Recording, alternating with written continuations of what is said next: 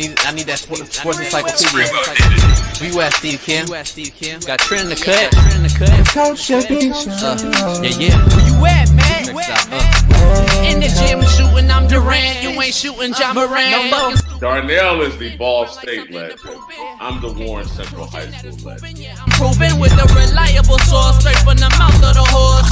Smitty and JB and Smitty from West Coast to Yost. I love talking ball. It's nice to connect with guys that are like-minded and just are real and genuine. Better stay in your lane. Hop until you are fucking insane. Dude, what? You just will not give this guy his flowers. What is wrong with you? Oh, you must have thought I was a bitch.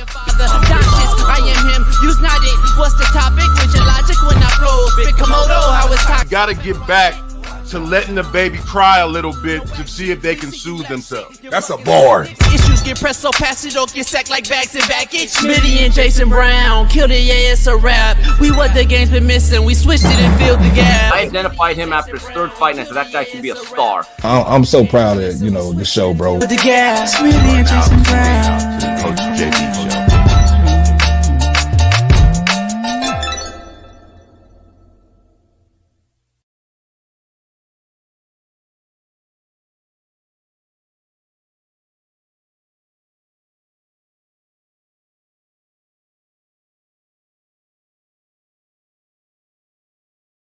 What up?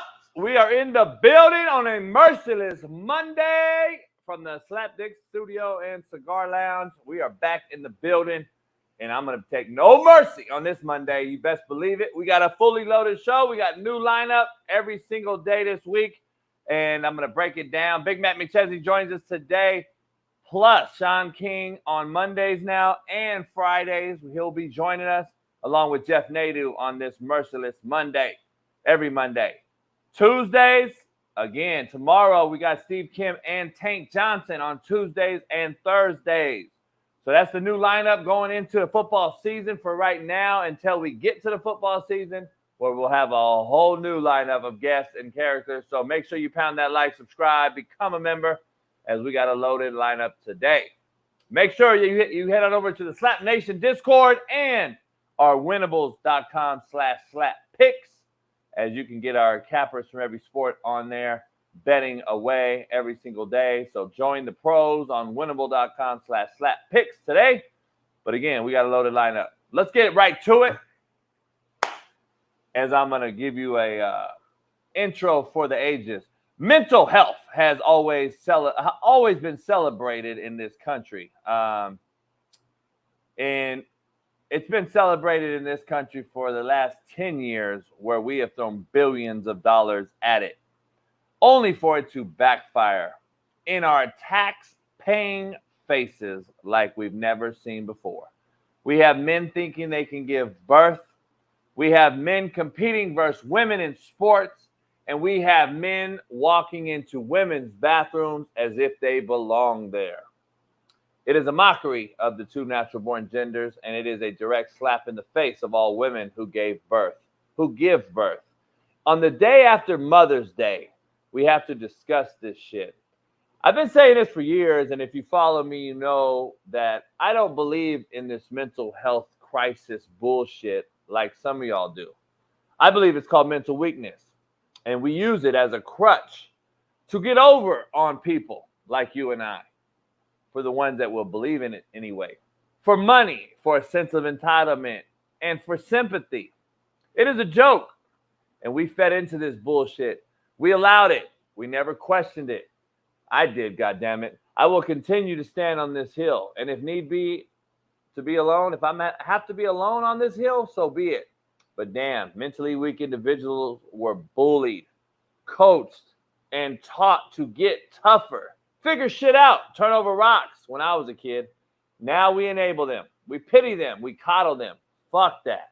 Bring bullying back.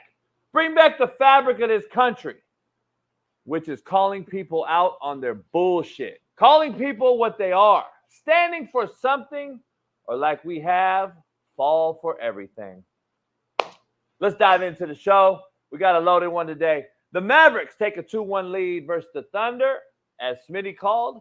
And Celtics up 2-1 versus Cleveland. The T-Wolves lose back-to-back home games versus the Nuggets. Very disappointing for that young team, as it seems like the Nuggets have all the momentum headed back to Denver. And the Knicks go on the road and drop 2 straight versus Smitty's Pacers, as the injuries have proven quite costly versus the Pacers. Florida goes up 3-1 versus Boston in hockey, as I predicted. And this is the week of the NFL schedule release, as we will be breaking down NFL schedules team by team all week long, right here on the Coach JB Show with Big Smitty. The Patriots say Drake May has tons of work on, and Michael Penix out here throwing the ball so hard his wide receivers can't catch it, according to the casual fans. The NBA lottery pick odds came out. Detroit Pistons were heavily favored, and they lost again. They're the 5th team picking after they've had the worst record in the NBA. Seems kind of like the real lottery. It's a little bit fixed. If I'm the Detroit Piston fan, I'm pretty hot. We're going to dive into that. Plus, new news out on Rashee Rice as that surfaces. Plus, Donald Trump has a very interesting endorser by the name of Lawrence Taylor, who brought him out in New Jersey in front of about 95,000 people on Saturday. But before we begin, my wonderful co-host, Ball State legend, self-esteem, Naptown's finest, 317 Far East Side great, and AR5 defending, Lamar Jackson loving, LeBron hairline having, Caitlin Clark swinging, Fox Sports' very own, Big Smitty. Welcome him in. Yes, sir. It's Merciless Monday, JB. We got the all black on. We didn't plan that. It just happened that way. I'm turned up. It was a good weekend. It was a great weekend. Now we here, man. What's going on, y'all? What's going on in the chat? I see Jared and Gene in the chat. Bradley and Ron. What's going on, y'all? I'm excited. Let's get it. Yeah, let's get it. Is it that? So my wireless mic's just shitty in here, huh? We'll fix it. I'll figure it out. I don't know. I can try to get my main mic in here, but I like the room now since we're gonna go into the studio soon. So I'm trying to prep that. Yeah. But I'm gonna put this right here. Yeah, the why it works, but your other mic is just strong. It's a better sound, it's a stronger sound. Yeah, it's cool. Yeah. You know. Yeah. To get the job done though. Yeah, I like walking around free. Jurgo. We all like freedom, JB. Yeah. Jurgo. Nobody cares what you think, fuck boy. Shut up. We got a lot going on today, Smitty. Loaded lineup. This is our new lineup. Monday, Wednesdays, Fridays. So Monday and Fridays, we're gonna have Matt, Shaun King, and Jeff Nadu every Monday and Friday, and then Matt will join us Monday, Wednesday, Friday, and then Tuesday, Thursdays is Steve Kim and Tank Johnson now. Yes, so we got plus our special guests that we bring in. So we got new lineups going in this week, so we'll be fine. As we head into the studio, hopefully soon. Tomorrow, I'm taking this big TV into the studio. So now I got to figure that. That's going to be a bitch. I got to go hire some Mexicans and see if they can help us move the TV. So, go to Home Depot real quick, see what we can do. And I wish y'all could see the TV, y'all. It's like a 110-inch TV, and he has to carry it all the way. It's not just a TV, though. If it was a TV, it'd be easy. But it's 600 pounds, everybody. So it's not a normal TV, and it's new. It's 600 pounds because it's a smart board, and it's a Dell computer, basically. That's a 96-inch. That's what we're going to be writing on in the studio, like ESPN.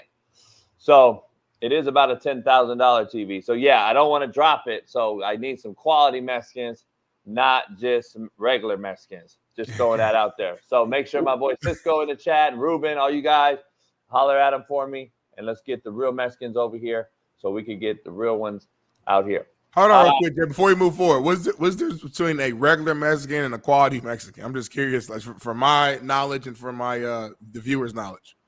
Well, Lucy will know. Lucy will tell you.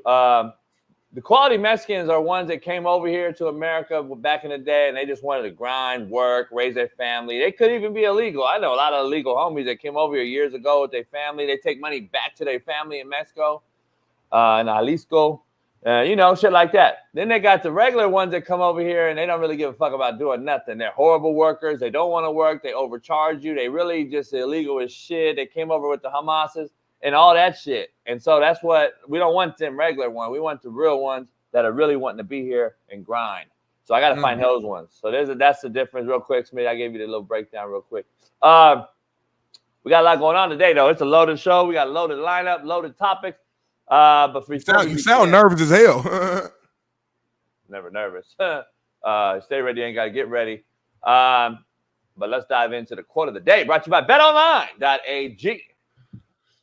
What up, man? The real Coach JB here for the Coach JB Show with Big Smitty. We got a proud new sponsor, of course, for the second part of the year, and that's BetOnline. Continue to be your number one source for all basketball wagering needs, including pro and college hoops throughout the year. March Madness is here. Join us every Monday and Friday with Jeff Nadu as we will pick them and up-to-minute odds, stats, and trends. You can follow your favorite team's path to the playoffs with in-game live betting, contests, and all the best player props.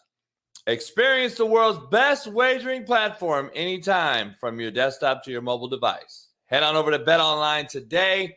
Become part of the team and remember to use promo code BELIEVE, BLEAV, for 50% off plus welcome bonus on your first deposit. BetOnline, where the game starts. Peace. Yeah. All right. Lit my stick. It's time to go. Quote of the day brought to you by betonline.ag. If you never heal from what hurt you, Big Smitty, you'll bleed on people who didn't cut you. Yep. Oh, amen to that. That's called carrying baggage and never healing. Your trauma just continues to move on. You put that baggage and that trauma from previous relationships onto your next partner, and then that trickles down to your kids. And I really believe that people talk about they use the term generational trauma. I think that's a real thing. I think people will just carry the same problems for generation until somebody finally says, you know what? Okay, F it. Let me go ahead and get this thing resolved and fixed. So that's a real bar you starting off with, JB. I know you got trauma that you working with. I do too. We got to work on that, JB. I don't have that. Contrary to belief, brought to you by Prize Picks. Head on over to Prize Picks. Friends and good manners will carry you where money won't take you.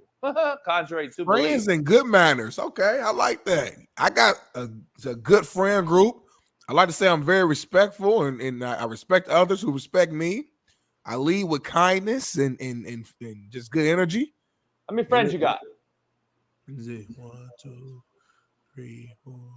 I probably got about my main group, my dogs. It's probably 8 of them, but I got way more than 8 friends, if that makes sense. I know what you're saying though. My main core group is 8. I'm calling bullshit. My main core group? I'm calling bullshit. Why is that? Because you're 30 years old, and when you get to be 40, you're gonna be like, damn, JB was right. I really had 2 out of those 8. And then all those other ones you're talking about, those are partners, acquaintances, homies. So who is your ace? Who is your, will never try to fuck with your girl, will never try to backstab you, would never try, because I'm just telling you, Smitty, as you get older, you'll find out you don't got 8. You got 2, maybe 1, maybe none. Shit. I hear you. I have been blessed to have a core group of fellas from even from high school who we still stay connected. We still talk. I was with a good group of them a couple weeks ago when I went to Florida for my homie's wedding. The homie's wedding who I went to was somebody who we grew up together since we were 8, 9 years old. And luckily I've been blessed to stay in contact. I know that's very rare, but we do have this group chat where we all kind of just stay connected. Obviously you got people of the group who you're a little bit closer with. Like my guy, Jew Jack, who you met, came over to your house, and my guy Sheldon are probably 2 of the guys I'm the closest to, who we talk weekly, you know what I'm saying, about different things. But yeah, man, I know a lot of people, JB. I got a lot of acquaintances, like you said. Knowing a lot of people don't mean nothing. Knowing a lot of people don't mean shit. How many people know you? Ooh-wee. Okay. Much different. Much different. Just throwing that out there. You'll learn, though. I'll teach you, little youngster, one day. Poll question. Smitty, let's start it right here. Everybody drop the chat, your question in the chat.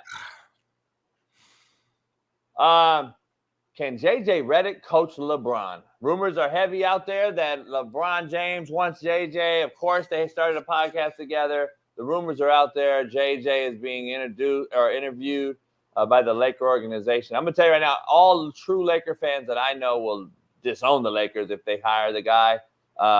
You and Matt think you could just coach without ever coaching, and it's okay, I guess. I don't know. You and Matt have said that. I'm a total disagreement. Never going to believe that it's true. At least Jason Kidd was an assistant. At least Steve Kerr was an assistant under someone like Pop. As former players, we see Steve Nash crash and burn, never assistant coach, never coached anywhere. We've seen Kurt Rambis crash and burn back in the day for the Lakers. We've seen the Lakers hire coaches right after they're done playing, and it has been crash and burn. I am not going to – and it's crazy. I've heard people say how smart JJ is and how he's one of the greatest talkers. I don't give – motherfucker, he ain't the president. This ain't Obama. This is the Lakers coach who has to manage one of the all-time egos and all-time great players in LeBron James, who's at 40 years old, older than JJ, who is going to sit there and say, nah, JJ, this ain't going to work. I don't know if I would say no. Yeah. I'm with you on that because, like, I'm not worried about the X's and O's because I do think he is probably smart enough. He has the experience to play the game, but it's everything else. You shouldn't have your friends being your head coach anyway. Just right there. Like, just point blank period. I'd never hire one again. I never would hire one again. Here's the thing, Smitty. The X's and O's get thrown out the door once the ball gets thrown into LeBron James. It's not like LeBron James is just going up. Okay. One, JJ, all right, one. Hey, college. This ain't no, we're running the set you give us out the gate, like out the timeout. This ain't what he does, man. That's not what the NBA has become anymore. It's a player. It's like, give me the ball and move out the way. You see, that's why I broke it down last week. That's why I don't like coaches not wearing suits on the sideline. This is just what it has become. It is what it is. I know it sounds petty, but I'm just telling you, it matters. Nah, I think it does matter. I mean, because like you said, I just, it's hard for me to believe that like when the going gets tough, that LeBron, AD, like the real veterans of the team will sit there and truly just fully respect him as a coach. Like, they respect his mind and him as a peer and as a player, but it's like at the end of the day, like you said, LeBron is older than JJ. He's been in his league longer than JJ. Was drafted before him, etc. Had, obviously way more success than him. So it's like, why would he feel like, okay, let's listen to what JJ said. We've seen him in time not listen to Darvin Ham and take over the clipboard and say, nah, this is how we're doing things. So what makes you think he ain't gonna do that to JJ, who's younger, who's all this? I mean, so it is hard to believe, man. I think JJ Redick has the potential to be a good coach. Yeah, at some point, but he has to have some experience coaching, number one. And number two, I think he would be better with a younger team. I don't think being with a team with guys who he's played with, I just don't think that would go well with a veteran team. You know what I'm saying? I don't know. It is you having a friend as your coach just doesn't make sense. You know what I'm saying? At the end of the day. Yeah, I don't know, man, where I'm at. It's just I don't see the Lakers. I just see currently constructed. They're old. They're old at the wrong places. They're soft at the wrong places. They have they never really truly had Prince and Vanderbilt on the perimeter together. Vincent was hurt all year. They never had a perimeter shooter. Reeves is hit and miss in the playoffs. Hachimura is better without LeBron on the court. I just don't know. And now there's segue as the Mavericks go up 2-1. Tim Hardaway came out, who's a legend and in his own right, came out and said there's rumors out of Dallas, similar to the LA rumors when you have a star like Luka, same with LeBron, that when the Luka comes off the court, the Dallas Mavericks role players and players are much more comfortable because the ball moves better. Right. And that's a new rumor. Tim Hardaway addressed it on a podcast the other day. And that was when they were down 1-0. Right. Right. So now they're up 2-1. I wonder what that what the sentiment is. I don't know. But we always see that. You see that with stars. Being able to play with those stars is the critical part that makes teams champions, I guess. I mean, LeBron, look at the record without him on the court this year. I think they still were about 500 or close. Yeah, something like that. It wasn't incredible. Better, but yeah. Now you make a good point. Like, it's like that with every star. I mean, if you have a superstar on the team, the offense, everything's going to go through them. So yeah, the role players, they can't play as free. They have to kind of adjust. And when a star is not there, yeah, it's free for all. Do what you want. So like, yeah, they're going to be more free. It's probably more ball movements. It's going to look better. But my question to Tim Hardaway and others is, is the team better? Are they better? No, you would never say the Mavs are better without Luka, or any team is better without their actual superstar. They would not be in this position without Luka. You know what I'm saying? So, like you said, you just got to figure it out. You got to figure out how to be a star in your role with the other superstar or superstars on that court. You know what I'm saying? And yeah, the Mavs, hey, they're figuring it out right now. I told you guys, I think before the playoffs, well, probably first series, I'll say, there's something about the Mavs, man, that just feels good this year. Like, I just feel like they're having fun together. They're in sync. Kyrie and Luka have figured out their dynamic together and kind of when to take over, when to put the foot on the brakes. And then the others are actually playing well. Was the PJ Washington, I think, dropped like 27 or something like that again the other night, led the team in scoring, where Luka had like 21 and 15 and kind of like just a well-balanced attack. I feel like they're buying in to Jason Kidd as their leader, as their head coach. Tim Hardaway Jr., returned a couple games ago after dealing with some injuries. So, like, things are just starting to roll. And I know how talented, like, OKC is. And obviously, another series, the Timberwolves, how talented they are. But they're still young, man. They're still unproven. I know when things are going well, they look amazing, but they're still young. I like the Mavs right now because they have a good balance of youth and experience and guys who've been there, clutch players like Kyrie. So I know we weren't supposed to go deep into this topic, but I just feel real good about the Mavs right now, JB. Yeah. I don't know who they can't beat either team in the other side, I don't believe. I don't think they can beat Minnesota or Denver, but we'll see. I expect the Thunder to come back strong and win tonight, though. Tie it up again, and then I think it'll go 7. Yesterday was Mother's Day, Smitty. I want to address all the mothers out there. Shout out to all the real mothers, the ones that actually birthed us. It was a mixture of emotion because I think I dropped this video on Instagram that got 100,000 views real quick, and I'm like, what? I'm like, damn. Is it April Fool's Day or Mother's Day? It was a mixture of April Fool's Day mixed with Mother's Day, as all the mothers out here should be celebrated. And then I'm seeing dudes, dog, talk about Mother's Day to them, asking them, where's my Mother's Day present? I seen some weird shit yesterday, dog, and I'm just like, homie, I don't know where we are, dog. That shit right there is disturbing as fuck. A Mother's Day dude. So now, I don't know, Smitty. It's really fucking disturbing. I'm gonna be honest with you. I can't really make this thing work. But I got a daily rant that I want to make sure I share with you to start this show up. Yesterday was Mother's Day. We celebrated our mothers who gave birth to us as humans. The same mother who was born with a vagina and who birthed us through that vagina canal. The same mother who should have the privacy in a public bathroom with other natural-born women to relieve themselves without a company of a natural-born man watching them or near them. This is America. God damn it. The land of the free, home of the brave, they said. We are neither free or brave in this country anymore.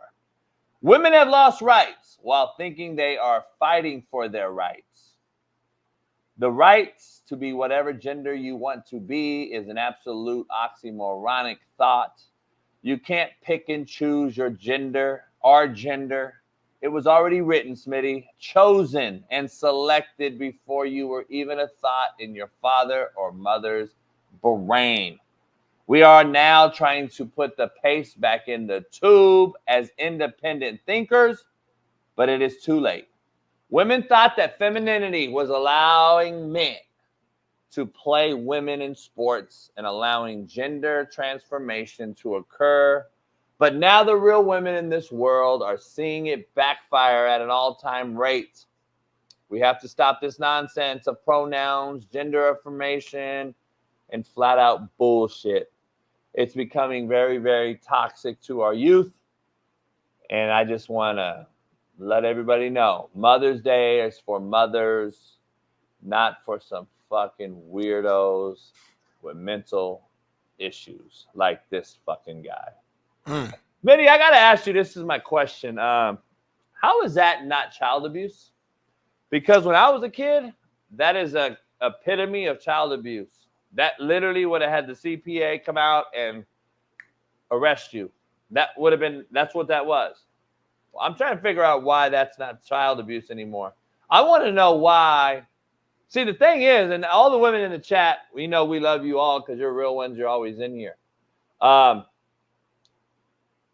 talking to the women out there who advocated for this stuff to be okay years ago when the cancel culture vultures came out heavy and all the women out here were feminists and started claiming that we needed to allow people to have their own pronouns and all this shit. It's backfiring against y'all, isn't it? Like, let's be real. You know it is too, because I spoke to many women over the weekend who have said it is backfired on us, coach. And I go, I know. And they're like, we saw it. We didn't think feminine movements would make it turn into turning boys into girls. Well, that's what it does. That's why I say on the show all the time, like, it just starts adding up. Everything we see adds up. I don't know, Smitty. We're in a scary slope, slippery slope. This part of it, though, is the part that I don't understand how we get it back, because you guys are this has gone off the deep end, dog, off the railroad. Look at what's happening on all the bathroom signs now, and women fucking playing men. Now you got Riley Gaines out here advocating like crazy, and she's one voice battling a million weirdos. It's crazy. I would never want to disrespect my fucking mother in a way that we've seen. So I don't know. It's a very interesting slippery slope. But I want to shout out to all the mothers out there and the females in the chat. So shout out to all you guys. Shout out to the moms, man. I love you, mom. If you watch, I love you. Victor Bullock, it's whatever show I want it to be, bitch boy. You don't have to be here, though. Guy with no profile picture and non-member. All right, Smitty.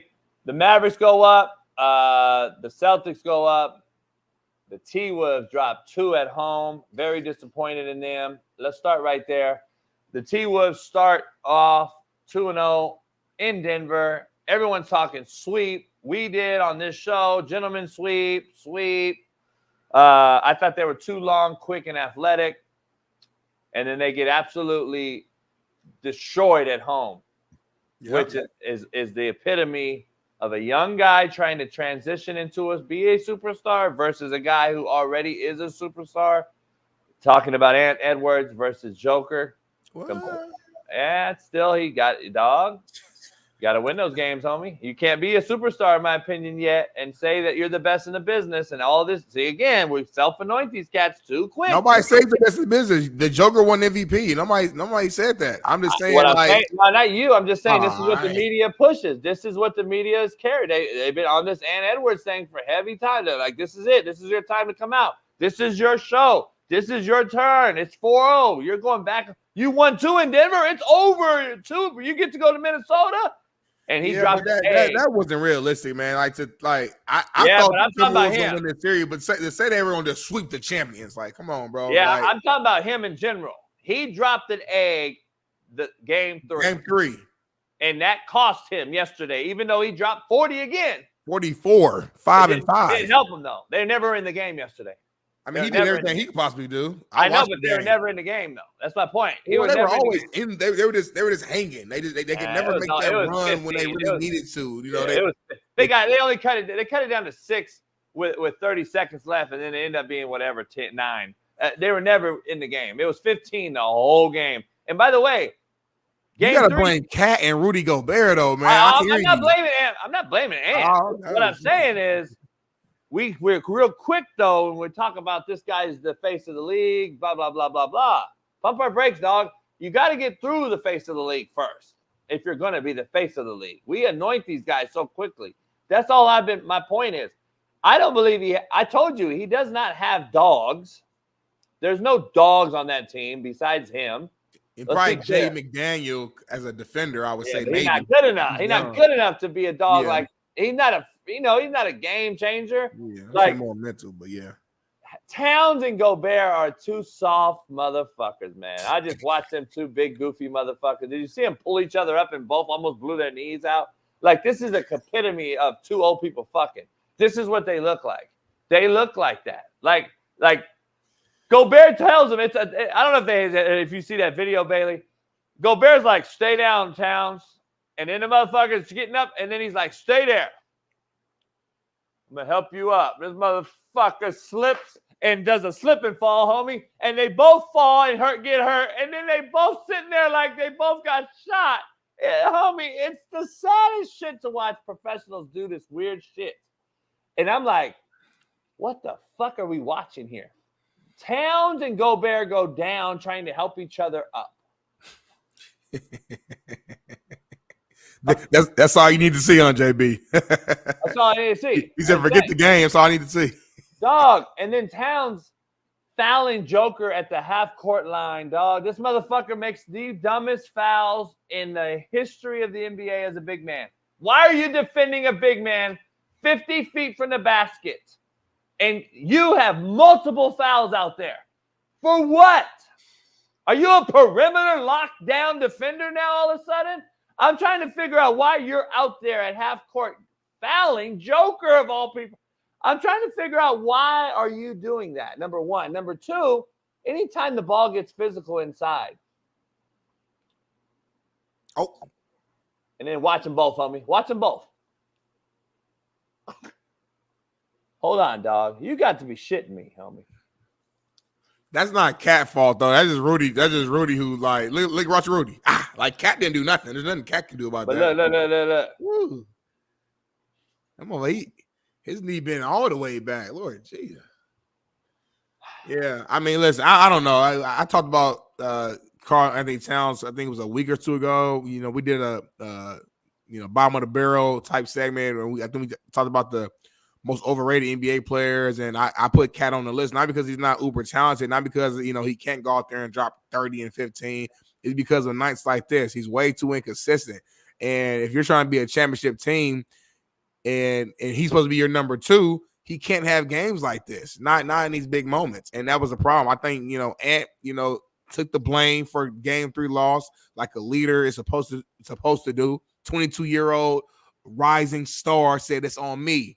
My energy was flat. I'm going to come out there next game, and I'm going to show you. He came out there last night, and he was balling. He did everything he could do on his end, but his team didn't support him, Rudy Gobert, I don't – he had 14 rebounds, I think single digits when it comes to points. All off help side. Yeah. I mean, he's not in there grinding and getting bored, homie. Rudy's he's a really good rebounder, though. He always gets 12 to 16 rebounds a game and gets a few blocks. That's what he does. I don't expect him to really score a lot of points, He but better though. He better though. When you got Towns and him, you better get 14 weak side help boards. Like that's what I'm saying though. Look, you got 2 big men on one guy. Dog, listen, how much in your opinion does the head coach blowing out his knee affecting this team? Because the assistant coach is out there. He's a guy that used to be an assistant in Denver. How much does coaching weigh into this? We just talked about it. Is it the stars that take over, not really caring about who the coach is? But that head coach Finch has been doing a hell of a job we called out how underrated he is. I put him on my list. He doesn't get enough credit. It's showing that he doesn't get enough credit right now, though, because it seems like you maybe get one of these two at home if you got your guy. I don't know. I mean, we can say that now, and it's easy to say that right now, the day after they lose 2 in a row. But then how were we feeling last week when they won 2 on the road? You know, like that's what I'm saying right now. It's NBA playoffs, man. Like crazy things happen. I mean, because on one side you could argue like, damn, you guys can get one at home. Well, the Nuggets couldn't get one at home either. No team has won at home yet. So it's just a very interesting series. I think that the team that wins at home first is going to be the team that wins this damn series. So well, that's the same shit. Transitioning to the same situation, which we haven't seen a lot of in this. I don't know if I can recall 2 teams losing both games at home. Yeah, I'm trying to think. So I don't know. It's kind of interesting. Now you got Knicks Pacers tied up. They're knotted up. Pacers beat their ass. They hold down their home court. I said this NBA playoffs has been the worst I've ever seen in my 48 years. We had a couple of good Lakers Denver games, but if you put it in context, Smitty, that was the first round. Let's be clear. It's a first round, 7 versus 2 seed that they obviously have a history. We had 5 real good games, and it was a 4-1 series. Then you got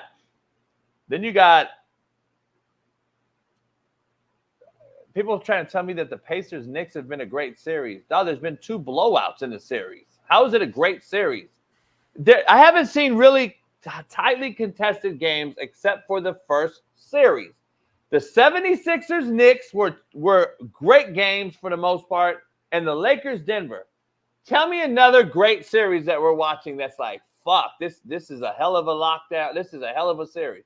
I think the Pacers and Knicks is that. It's been one blowout.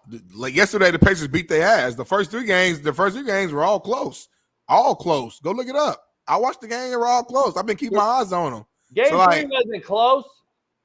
Game 3, what was the score? Game 3 was the Pacers jumped out. The Knicks had a huge third quarter. They came back, and then the Pacers fucking locked them down in the fourth quarter, and they got the win. I thought the score was 111 to 106, if I'm not mistaken. Yeah, but final scores don't tell you that it's a great game. Look at last night's game. Minnesota got dominated, and they lost by 6. Dog. I guess what I'm saying is I think the Pacers-Knicks series has been a good series. That's my opinion. Yeah, last night was a horrible blowout. That's to me is an outlier. It's a horrible blowout. Brunson had a shitty game, and that's what it was. But I think that's a hell of a series. I think the Denver Timberwolves series is good. Like it's a back and forth thing. It's like we got 2 in a row. Now you got 2 in a row. It's tied up. Like I enjoy the games aren't good. Like Minnesota dominated them in Denver.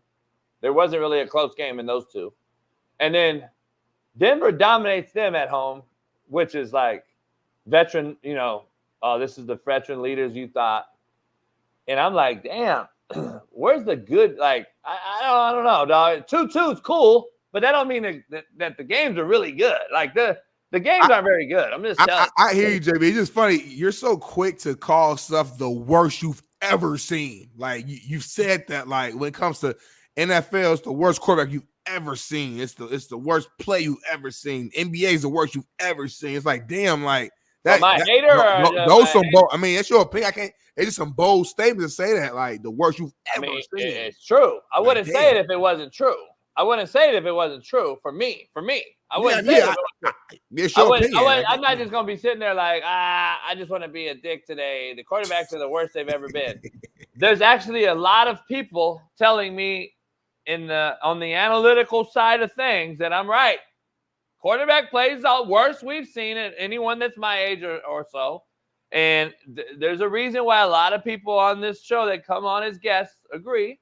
And then why the NBA is very, very unwatchable to a lot of people because of the instant replays, the 10 different review it. I hate when I see the player tell the coach, review it every fucking time down. And I'm just like, homie, when does that get old, dog? You're a fucking former college football player, Big Smitty. You're a competitor. You don't think That doesn't irk you, homie? Every fucking time I run down court, replay it. It's out of bounds. It's off of him. I mean, but in football, JB, in football, we can challenge the play too. So it's been that way for us. All they did was copy us. All they did was copy it. And I think NBA coaches have like one challenge a game or something like that. So it's not like they can do it all throughout the game. I think you guys are blowing it out of proportion and making a bigger issue than what it really is. At the end of the day, I'm pretty sure to get one challenge. So like, I don't know. I still think it's a really good product. I think it's still a really good product to watch. I think, there's been some blowouts that we don't like, and I agreed with you. I think we talked about this a little bit last week. But all in all, man, I've been happy to watch, to see what we're seeing. I think the OKC Mavericks series has been entertaining. Games for sure. We haven't even brought them up. I'm not mad at what I've been seeing. Yeah, you don't want to see the blowouts as much in the playoffs. I get it. But I think that's just part of the territory when it comes to today's era with the offenses and how explosive these teams can score. You know what I'm saying? Sometimes things just get out of proportion if one team is cold and another team is just, on the tear. But all in all, I think it's been a good playoff series. It's hard for me. Obviously, I'm younger than you, but it's hard for me to say this is the worst playoff season I've ever watched. I'd have to go back and really like think about like what happened in 07 and 05 and really break it down before I can just confidently say this is just the worst I've seen. So this is my opinion, though. Yeah, it's just tough. I can't watch over and over instant replay. The game gets slowed down. It's like they slow it down just to meet a quota. They have fucking 30 fucking reviews, and then the players want to review. It's off him. It's turned into a show, man. It's like fucking play ball, dog. Like get back on defense. You see the guys bitching and moaning. They don't get back on D. They don't transition. It's fucking it's all it is a fucking complaint. You wonder why the referees are so shitty, homie? I got an idea why. Because they don't want to deal with your prima donna fucking crybaby asses. Because coaches can't coach anymore and tell the player to shut the fuck up, like Pop used to do, like Phil Jackson used to do, like Pat Riley used to do. Can't do that anymore. So why not? Because the players run the show. What do you mean? The coach will be fired. What do you mean? LeBron has 10 of them fired. What do you mean? Why not? Shit. LeBron, why not? LeBron's an outlier. Take LeBron out of this. At the end of the day, why? You can't take him out of it. He's got 10 coaches fired. What do you mean take him out of it? I said LeBron is an outlier. That's LeBron. LeBron. When you look at the power dynamic in the NBA, you don't think LeBron's on a different level than anybody else? Yes, he is. Like that's why I say put him. He's his own separate category. Because we made all these other coaches. You think Eric Spoelstra can't fucking yell at a fucking player, cuss his ass out? Yes, he can. You think Jesse Kidd can't do that without? Yes, he can. There's all types of coaches that can still yell at their players without getting fired. Why don't they? Man. Why don't they? Who said they're not? Where are they? I don't see it. Who said they're not? Bingo. Show me a coach. Show me a coach.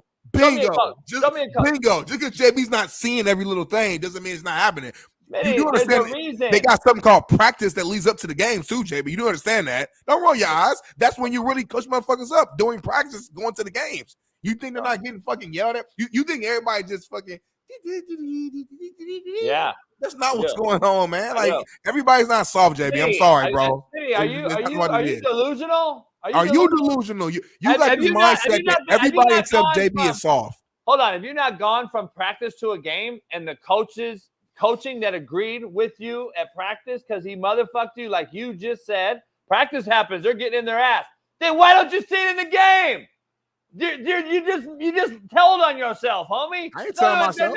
They're not going at each other. The coaches aren't coaching them hard in practice because you would see the players fear to coach in the game. You know, unless you got some facts on that, then it ain't no practice hard. They're not coaching them hard no more.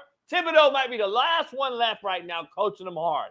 You think Rick Carlisle ain't coaching with the Pacers hard? You think that's what I'm saying? Like you just throwing shit out there and saying it, but we don't know.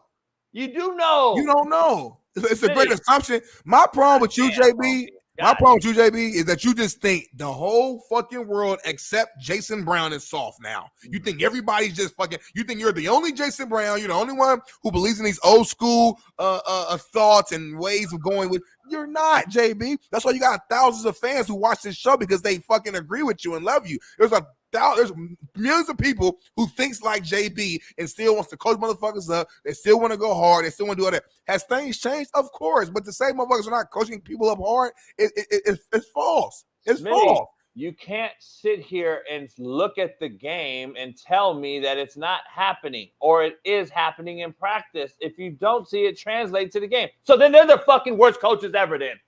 Is that what you're telling me?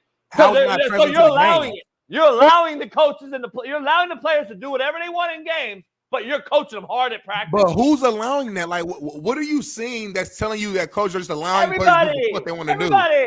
Everybody. So there's just no system or nothing. Nobody just Smitty, here again, dog. Again. Here's do it. Since you have a problem with me, here's my problem with you. Please. You still never go back and sit down and say, damn, I didn't watch basketball being coached in the 90s and the early 2000s. I didn't really get to watch it. I'm going to go back and watch it. You refuse to do it and then say that you know all things.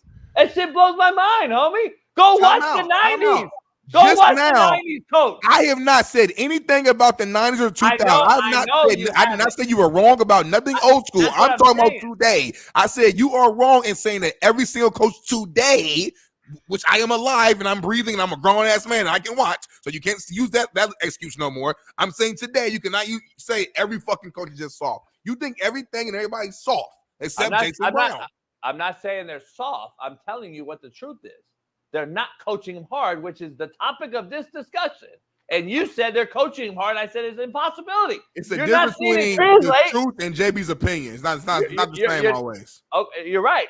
I agree. But you also aren't seeing the transition from practice coaching hard, to Smitty's point, to getting coached in the game hard. You don't see it, so it can't be happening. That's I disagree. I disagree. I think the Pacers are. I think the Pacers get coached hard. They play hard. I think the Knicks out there playing hard. They getting coached hard. I think the young OKC's out there playing hard as fuck. I think the Timberwolves, as we talked to, playing hard as fuck. Yeah, they lost, but because a loss doesn't mean you're not getting coached hard. Like I'm sorry, I just don't see that.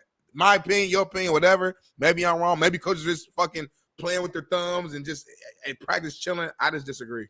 I mean, just show me a coach. I want to see. I haven't seen it.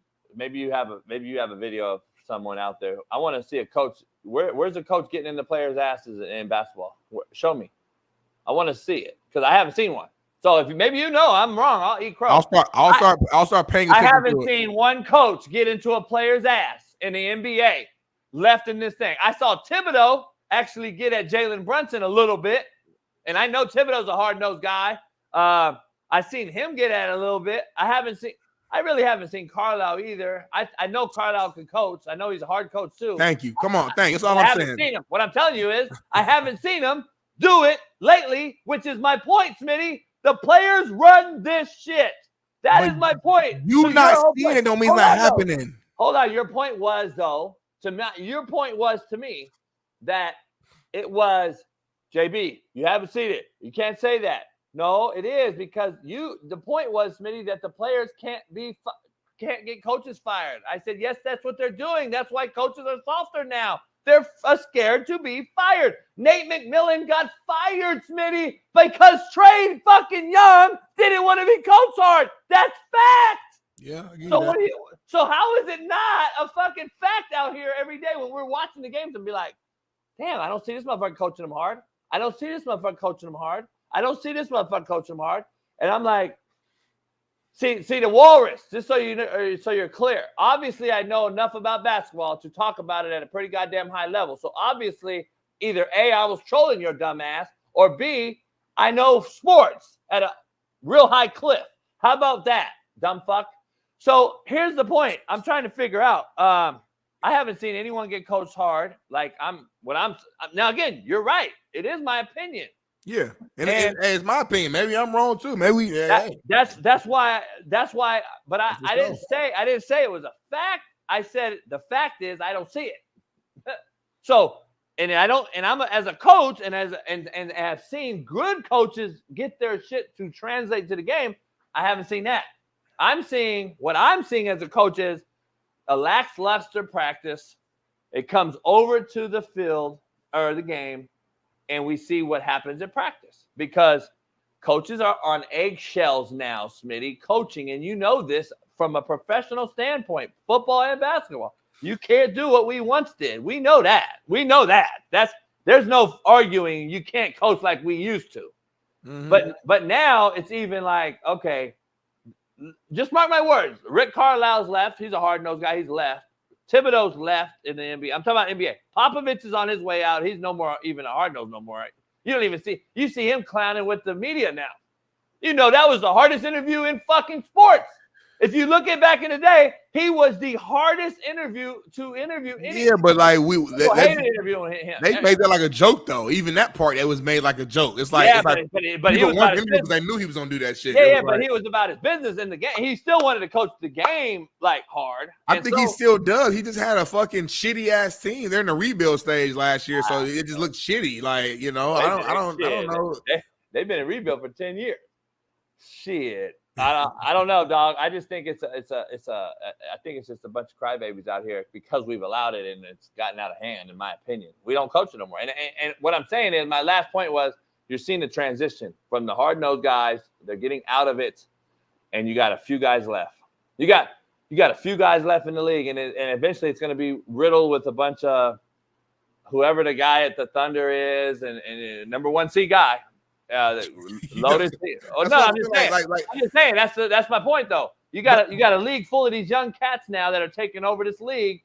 That you're looking at the league and you're like, fuck. And guess what? Jason Kidd, my age guy, played against him in high school, is the coach on the other side, and you're seeing like a little bit more.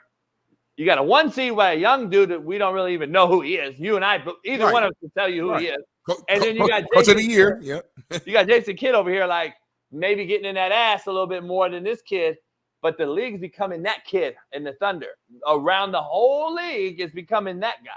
So when it becomes that guy everywhere is when now you're really gonna be like, fuck.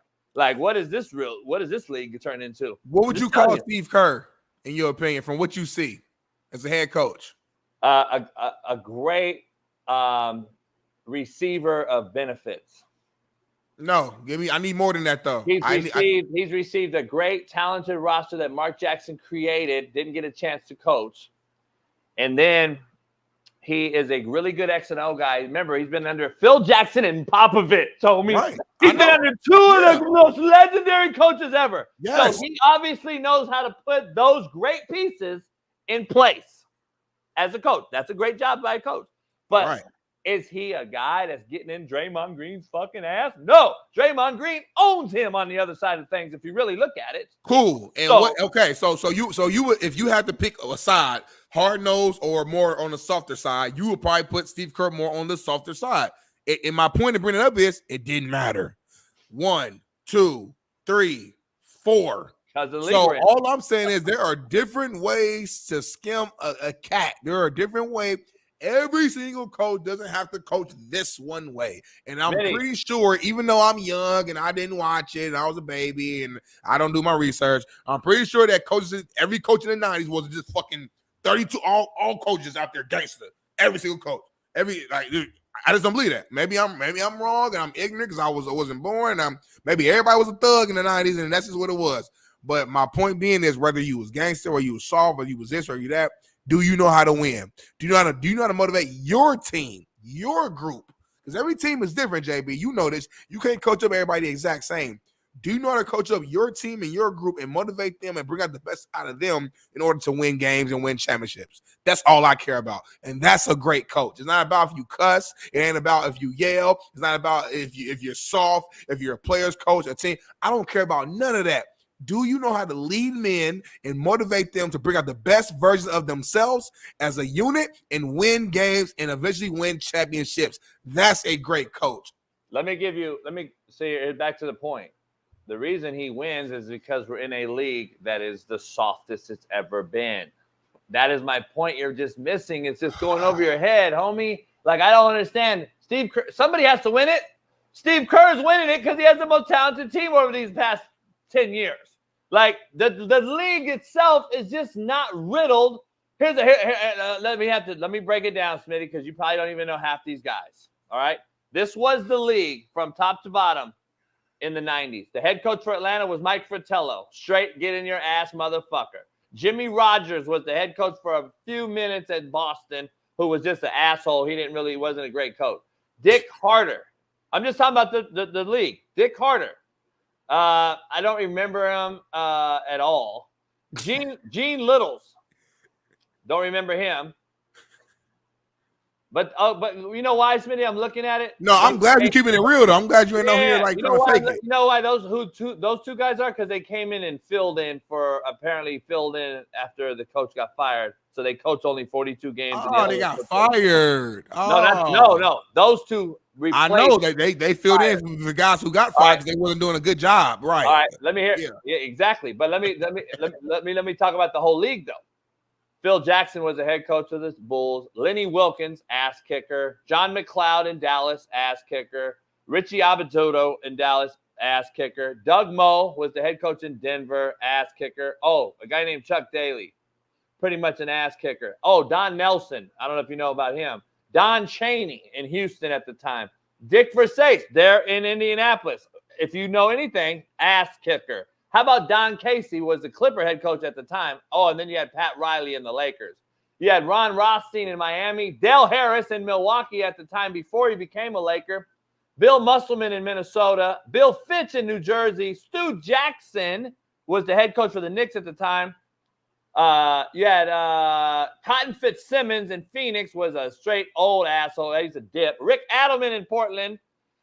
Dick Mata in Sacramento, Larry Brown, who's an NBA champion, Bernie Bickerstaff, the father of the coach you like now in Cleveland, Jerry Sloan, which was one of the biggest assholes ever, and Wes Unseld, which was another legendary player.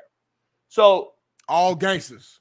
And you had Rudy Tomjanovich in Houston, who got knocked out in a real game by one of the coldest situations ever, if you don't know that story.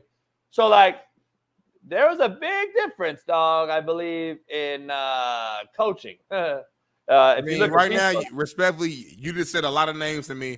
Some of those guys are legends. Some of those guys were just probably just cool coaches at that time. But just, again, there's more ways than you like coaches who are tough asses or whatever and like cussing all that, because that's your style. That's what you do. That's not the only way to win. I like coaches who are winners. So whatever that means, whatever that style means, that's what I like personally. Yeah. So let's move on. We got Big Matt McChesney joining us. 0 to 60 pod. Join him. He's got the body bags going on for sale. Welcome our main man, Matt McChesney, in the room. Clap it up. We don't have the clapper. We're from the lounge. By the way, Matt, you have a DM in your Instagram you need to look at as a former player from the Buffs from Colorado, a quarterback who was asked to leave the program. Has a very prominent father, and he wants to get involved with the bags. So make sure you look through your DMs and check it out, because he wants to help you with the body bag. So make sure you look through your Instagram. Yes, well, shit. Yeah. Got some money just sitting there right now. You ain't even know. What's his name? I'll give it to you off record. Yeah, send me a text. Yeah, I'll give it to you off the show. Okay. Good morning. It's Merciless Monday. We're going to take no mercy. I'm cooking Smitty already in the NBA. Your Nuggets are back. NBA, your Nuggets are back. 2-2. 2-2, as you said they would. You said they'd go 7. I did not think they'd go 7. Smitty and I both did not. You did. I'm kind of disappointed in the young team over there in Minnesota dropping an A, because, obviously they earned the 2 wins in Denver to start off 2-0. They gave everybody the hype that they were going to sweep or gentleman sweep or whatever. We both said, oh, fuck, they're young, athletic, long on the perimeter, giving them problems. Denver looked old. Murray was hurt. Now it looks like Denver looks young again, and the Minnesota Timberwolves look old the last 2 games, especially game 3. I thought that they just were flat as you could be. Do you think coaching has anything to do with it, to Smitty and I's point? The head coach has been out. He blew his knee out, got hit in the last series, and they got the assistant coach coaching them. Smitty and I we don't want to be more oxymoronic here, because we're like, can J.J. Redick really coach LeBron? Probably not. LeBron runs the show. Stars seem to be running in NBA games. Does the coach really matter? So we don't want to be like hypocritical here, but do you think this assistant maybe could have got one of the two, or do you think it matters at all in the NBA? You know, so much of this is on the player's ability to show up night in and night out. You know, like the coach can yell at him all he wants, and Michael Malone is about as hardcore of a coach as you're going to get in the NBA these days. And he's established. Another one. He's been there forever. You know, a lot of these other coaches, they're there for a coffee break. You know, so it's hard for them to have any authority or perceived authority. There's got to be respect in the NBA more than authority. The players run that league. The coaches don't. College football, the coaches run the league. The NFL, the coaches run it to a point. There's a little bit more give and take. In the NBA, the coaches have that. People don't even know who the coaches are 90% of the time. So they're just guys. So, you know, there's got to be give and take with the players there. And usually with younger players, the coaches usually would have to be more authoritative to win. But now they've got to make deals. So I didn't think Minnesota was mature enough to handle the 2-0 lead, and they weren't. I thought Denver, the first two games were stiff and slow and, you know, trying to figure it out, and they got embarrassed. And the champs got embarrassed, and then they got called out, and Jamal Murray got called out, and everybody started getting called out in the media, and it really, really pissed them off. And they went to work. So when they're motivated, they're the best basketball team in the world, and everyone sees it. And they've got the best player in the world, even though he's boring, and it's you know, as opposed to Anthony Edwards jumping off the floor. Jokic isn't that. Although I did watch Nikola dunk on Edwards last night. So I just think the Nuggets have figured this out. Going back to Denver, I don't see Minnesota beating the Nuggets 3 times in Denver, but I also don't see the Nuggets beating Minnesota 3 times in Minnesota. Right. It's like I think we're getting 7 games back in Denver. I think it'll go. The Nuggets will win Game 5. The Timberwolves will win Game 6, and then they'll come back to Denver for Game 7 and all the marbles. Yeah, I agree. I think we were all just so quick to turn, I guess, on the Nuggets, I would say. And when I say all, I mean like media and stuff like that, because the first 2 games, it looked so bad if you're a Nuggets fan, but so great if you're a Timberwolves fan. It was like, damn, this series is over. But at the end of the day, you cannot count, or you can't count really the heart of a champion. You can't really see that. You know what I mean? So these guys, like you just said, Matt, I mean, they're hitting all the noise, all the shit talking. Everyone's saying this and that. You know, Shaq came out told Joker to his face he didn't think he should have been the MVP. And that was fucked up. It's just all that, right? All coming together. So it's like, listen, we are the reigning champions. We are still we haven't played well the first 2 games. I think we were sold on the fact that the Timberwolves are just so much younger and better. It's like, well, maybe the Nuggets just aren't playing their brand of basketball too. That matters as well. And now they're seeming to get back in that flow. And I don't know. We'll see. I want to see both teams at full speed. Like I want to see both teams play well, because both teams are good, and I want to see 121-120 barn burner in overtime. That's one in Game 5, Game 6. I want to see both teams play to their potential, and then let the cards fall where they may. I don't want to go through a series where you're like every game was a blowout. I don't really know who's better. Yeah. This is the argument Smitty and I are having, like, and I'm glad, like, the old school, this is the difference between the ages. That's all it is. It's not a knock on either one of us. It's an age gap difference, and that's really what it comes down to. But Byron Scott addressed the media the other day about the Lakers situation and finding a coach, and this is what he had to say. I love it, because Byron is a guy. He's a family. He's part of the family in LA. Mm-hmm. He has full autonomy to say what he wants. Basically, it's bullshit, and that's my whole point about this. And that's why he's like, fuck it, make him the coach. You know, he's saying it half low key, kind of like, motherfucker, you run this shit, be the head coach. Like, you run this motherfucker, be the head coach, motherfucker. You've had 9 coaches fired, Smitty.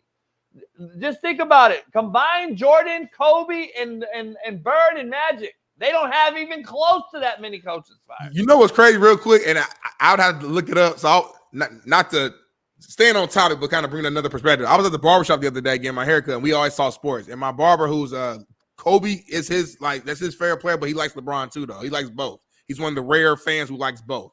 And this topic got brought up, and he was like, man, he said, you do know Kobe had like 10 coaches as well.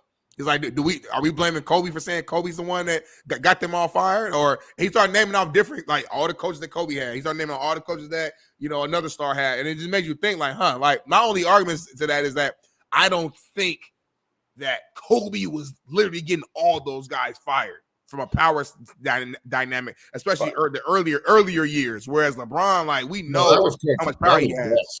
That was Coach Buss, or that was Jerry Buss, bro. Jerry Buss used to fire and hire fools coaches constantly. Right. I mean, he was firing and hiring guys before they even knew they were hired. So, yeah, I mean, Jerry Buss was. He was like, never mind, you ain't hired. Hey, you want the job? Nope, not you. How about you? You, not you. How about you? You want the job? Cool, it's you. So, I guarantee you Kobe had a say as he got later in his career, and his say was, or he had a say early in his career, and the say was, you're going to get Phil Jackson? I'm in it. And then after that, it was like, okay, who can not fuck this up? Yeah. So did he win all his rings with Phil?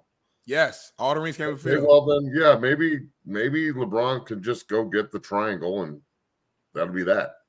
Here, the problem is, though, 3 of the coaches were when he was a fucking 17-year-old, 18-year-old transition from garbage time from Del Harris to fucking Kurt Rambis. They had a bunch of fill-in guys for 5 games. Bickerstaff was also there. He coached 5 games. Right. So, like, I'm not going to count all those coaches when Kobe was 17, 18 years old. He had Rudy Tomjanovich, I remember. He wanted Mike D'Antoni. I remember Kobe wanted D'Antoni because they had a relationship and they wanted a running gun. And so they hired D'Antoni later, which was a disaster. Again, to my point, why are we letting players dictate who the coaches are? That's my fight. That's why I'm the old man on the hill. I don't agree with that shit. I know you guys sometimes do. I don't. I don't think you should. I think players and management should be totally fucking exclusive. Like, dog, don't need to. I give Matt's point. Like, yeah, we want the great to say, hey, I really like this guy, but that doesn't mean this is the final hire. Like, I don't know if that's the player can't pick the coach. Nah, yeah, and then let me look it up. He had Kurt Rambis for 30 games. He had Bill Burtka for 1 game, and the two Mike Brown. Yeah, Mike Brown was a disaster that came from Cleveland. He got fired the same season, by the way. Del Harris coached him the second most behind Phil Jackson, and Del Harris was when he was young. Yeah, I'm sorry. Yeah, so I don't know. That's just my take. Matt, let's dive into some football real quick. I want to dive into I want to do a segment with you real quick. And it's my JV's Make It Make Sense. Ooh, okay. So I want to do it with you. Make It Make Sense, brought to you by Prize Picks. Dan Quinn stood in front of the media on Saturday after practice of minicamp and wore a T-shirt that said Commanders on it, but it had an arrow with the feather on it, the insignia of the old school Redskin original logo. The cancel culture vultures have come out and want Dan fired now. I laugh. I put an LOL on my little signature here, and this is fucking cancel culture shit is an absolute joke. Because not one Native American or Native Indian that I know, or anyone that contributes to that organization from the tribal community or Indian casinos who give money to the Commanders, give one fuck. They want that team to be called the fucking Redskins. So why do these made-up fucking humans get to bitch and moan about what a man is wearing at the podium? These white liberal females is who wants shit canceled. Yet the Indians who was directly affected by the white man in this country see zero issue. We have protests going on all over this country right now, Matt, yet not one protester can go to the country they are protesting for and say what they're saying on our college campuses without being killed, jailed, or beaten. Yet they are the ones leading the parade of bullshit in this country. Make it make sense. Okay, so I love the shirt. I wish I had one. I personally think that the name should still be the Redskins and the Indians should still be the Indians. And I don't understand. I don't understand the college protest thing. You're an American, or you think you are. and you've got the Palestine flag up on college campuses. I can't imagine there's going to be a whole lot of that going on still. People are getting pretty fed up with that. But this situation with a bunch of Karens pissed off that the Redskins are a thing. I mean, do you not have anything else to do? You miserable fucks. I mean, everything's a problem. Everything's offensive. Everything is a fucking like a debate waiting to happen. Everything's a protest. Everybody's bad. Everything in history is somebody getting over on somebody else. Like that's never happened before. Only in America have people gotten over on each other. I'm over all this shit, bro. I'm tired of it. Like I understand that the country isn't perfect, but I think it's better than living anywhere else. I love my country, and I'm tired of the fucking hate, and this just plays into it. I understand it's just a football team, but I've never met one Redskin fan that agrees with this. I've never met one Indian fan in Cleveland that thinks the Guardians should be their name, and anybody who agrees with this, like it's never the brothers. It's never. I don't really know very many Native people, but at the same time, I've never heard anybody come out and say it's always some fucking white dude or white chick. It's never what you think it would be. The people protesting. So I think it's ridiculous, and it's just fucking something. I got a shirt upstairs. I have a red shirt that has a white face on it that says Caucasians underneath it. Can I wear that? I should be able to wear that anywhere, right? Because it's pretty much the same thing. I've never worn the shirt before, but it's upstairs in my closet. I got a buddy of mine who's a native Indian who runs a casino out here. There's a lot of them here in where I live at. Pat Perez and I were talking to a couple that own some casinos in Arizona. They own the land. It's private land. It's like they make a lot of money.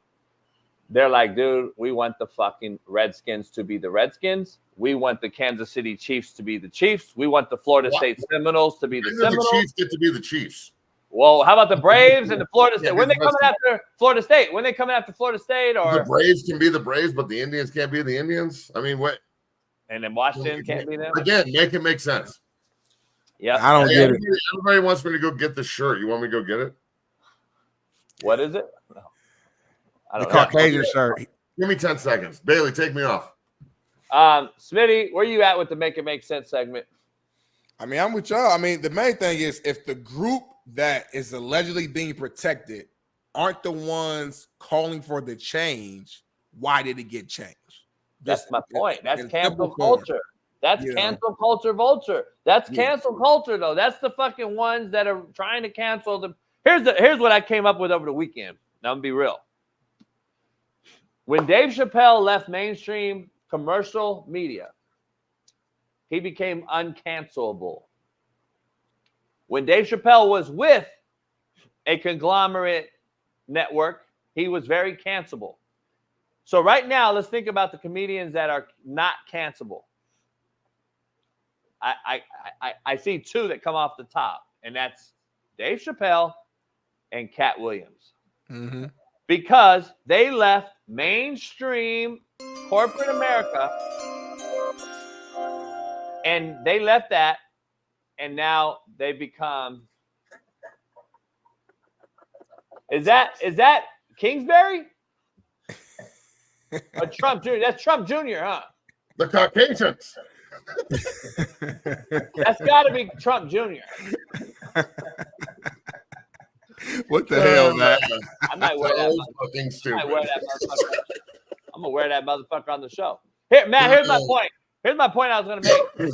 I was making this point that Dave Chappelle was cancelable when he was on mainstream commercialized networks. So was everyone else. But when he left, he's not cancelable no more. Cat Williams now left and is not cancelable no more.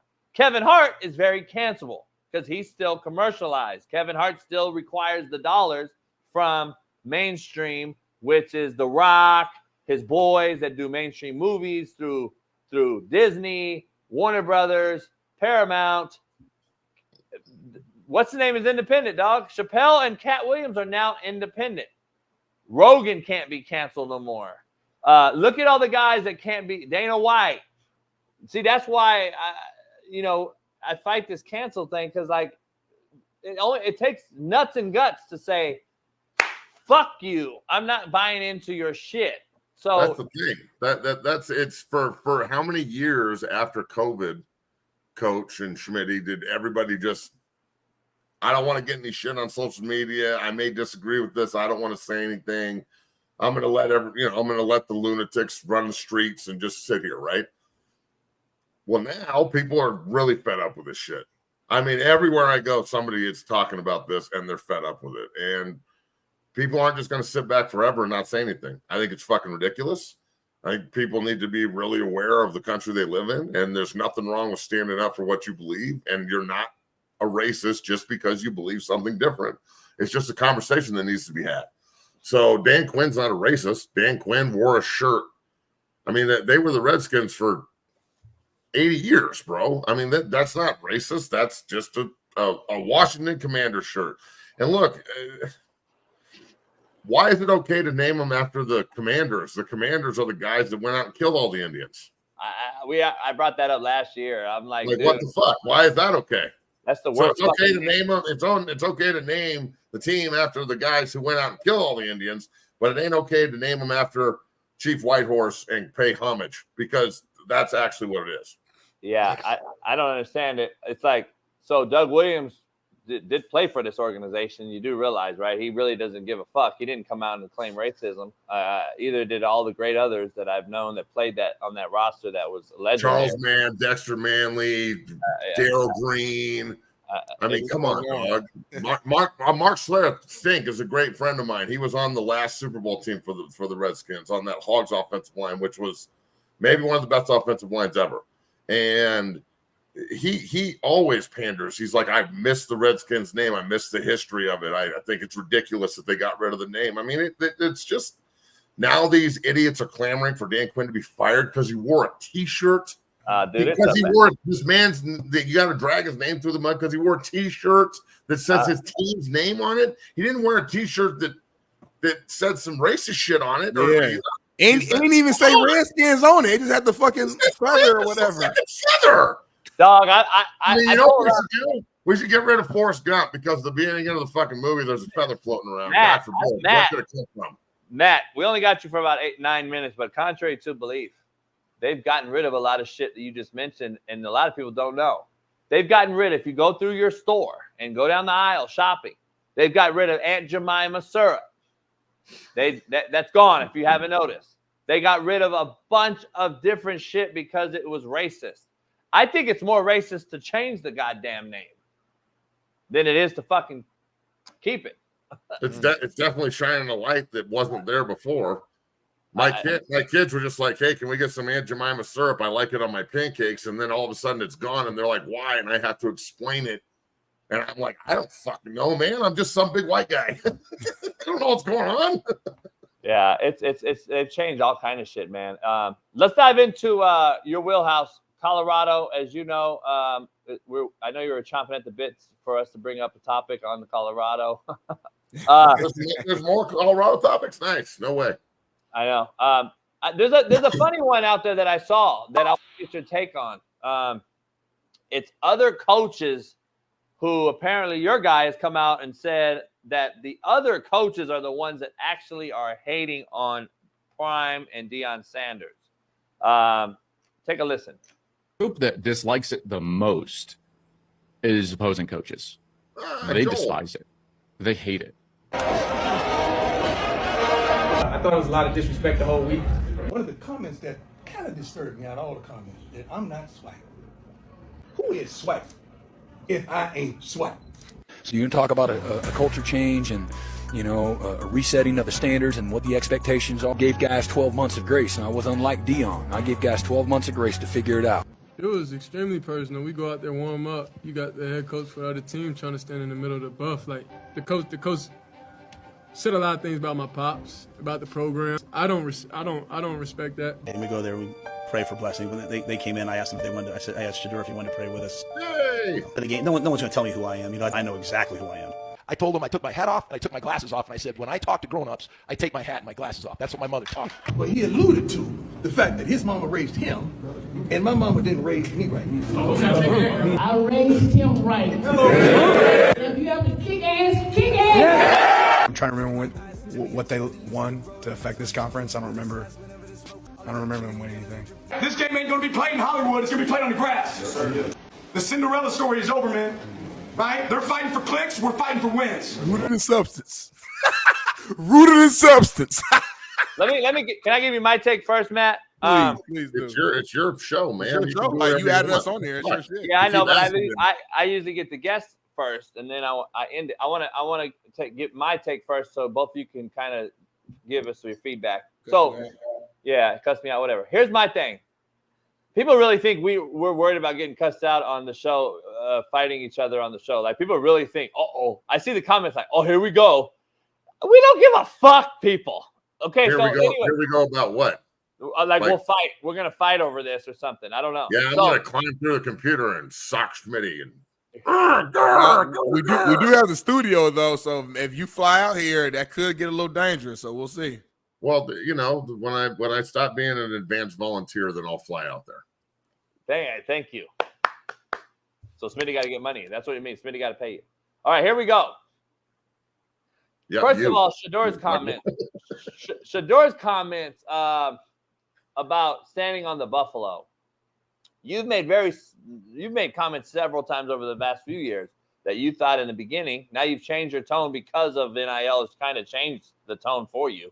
But a year ago, you were like, man, I want to see the fucking alma mater, the fight song. I want to see things that are ground rooted, brought back up into this culture building situation. That didn't happen. So when he says step on the buffalo, I find it kind of oxymoronic because you don't give a fuck about that buffalo. You care about your daddy, which is you should, but you care about your dad. Let's say that more than the buffalo because you guys don't really care. This is prime university. Now, that's the first thing that stood out at me. You don't care about that goddamn buffalo. Stop it. It's a mercenary business now. This is JUCO at its finest. And in JUCO, we didn't give a fuck about the eye in the middle of the fucking field. Let's be real about it. So we were worried about getting guys in and out, Matt and Smitty. You know that. We've got to get them out, get them to the next level. For your guys' level at the Colorado level, to get them to the NFL. For me, it was to get them D1. So it's the same goal. Now, that was the first thing that stood out. The rest of the shit, I've never remembered in my 48 years of other coaches talking about another coach so often. Because usually it's kind of tightly knitted, or tightly nipped. If you didn't really like a coach, there's a lot of coaches I know that didn't like each other, but you didn't go public. So now it's going public, which is a first for me, probably because social media and other things, phones are so accessible, maybe. But I want to just ask your guys' take. Is it because what we talk about? This is literally, there's a show about Deion in Colorado every day on YouTube. By the way, many worse than this one. So go ahead and go do your research, people out there that think all we do is talk about Prime. Go check YouTube. There's millions of fucking videos on Prime in Colorado. So I just want to get your take. That's my 2 takeaways from that video. But I just think it's kind of weird that we're grown men in this business are chasing the same thing, hopefully to get kids better and get them moved on, that they're talking about each other like this. It's kind of wild to me. Jealousy. That's all I'm going to say. Look, the hate is real. Jealous of someone who's never won. Stop, Smitty. That Real shit quick. fucking hurts me, homie. That's the point. What is he jealous of? Let me say it. They haven't won yet. You're jealous of beating a team 58 to fucking nothing? They haven't won yet. Most of those videos, nobody. Most of those videos were comments prior to them playing those teams or playing Colorado, and some of those guys didn't even play them. But my point, let me say it real quick. You didn't give me a chance to say shit. Jealousy because the fact that they haven't won shit yet, but they're getting all the attention as if they are national champions. I think a lot of these coaches are tired of seeing Deion on the headlines, tired of hearing his speeches online, tired of seeing him in front of the camera, and tired of the media showing Colorado and above so much love. You guys remember last season, especially the first 4 or 5 games, these Colorado was everywhere. You had Fox flying out there. You had College Game Day flying out. You had like it was big business going on all around Coach Prime in Colorado. So in my opinion, I think these coaches are jealous of the attention, not how good they are or whatever. We'll see how good they'll be this season. I think it's the attention aspect that they're getting and the fact that the attention isn't equating yet to success on the field. Matt, jump in, please. Matt, we got 2 minutes, Matt, please. So we got 2 minutes. It's all yours. Okay. And then Bailey, at the end of that 2 minutes, do your thing. I agree to a point. I think that it's a lot of it is just the fact that they don't have the same, camera point. It's not pointed at them all the time, but they could do it like that if they wanted to. Every coach has a media department. If they wanted to put everything out, they could. Every coach I sit down with brings up Colorado, and we're in Colorado. So, and they know I played there, so it's an easy talking point. But everybody breaks them up, and no one used to bring up Colorado at all. It wasn't even a topic conversation. So everybody brings them up. Everybody's got an opinion. Everybody's got something to say on the new way of doing things. And old school guys hate it, and the new school guys don't care. And it's just part of the game. And, there's not a whole lot you can do to change that, honestly. I personally think this.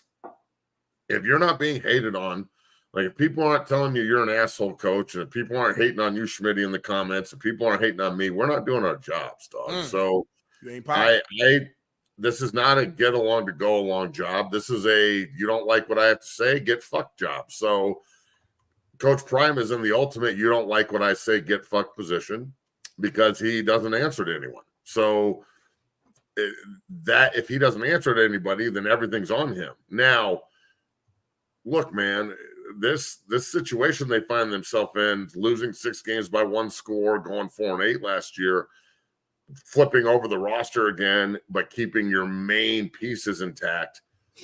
I'm going into this year the same way I was going into last year. I have no idea what kind of team we're going to get. I think we're going to have really good play at the quarterback position, and Travis Hunter's going to be special. By the way, I told y'all he was going to be on the cover, dog. I don't know why you don't just listen to me. I said on this show, verbatim, homeboy's going to be on the cover, and 2 hours later, he's on the fucking cover. So I just think that, look, the Colorado hype is brought on by Prime. It's not brought on by winning. We haven't won anything in a long time.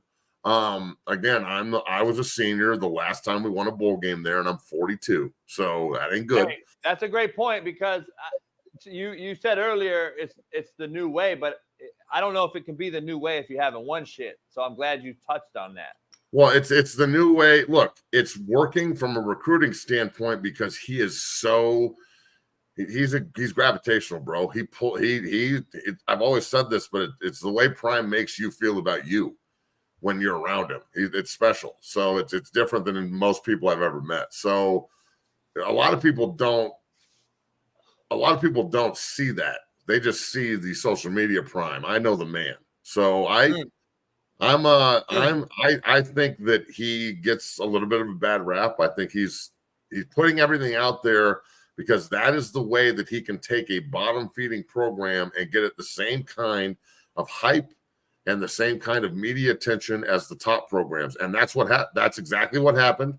And it's exactly what happening. And that's why the Blue Bloods and all of the folks that are used to being like fans of Alabama or fans of LSU or fans of Texas or Oklahoma or whatever the fuck, where you're always, well, not always, but 90% of the time you've got a pretty good damn football team and you're competing.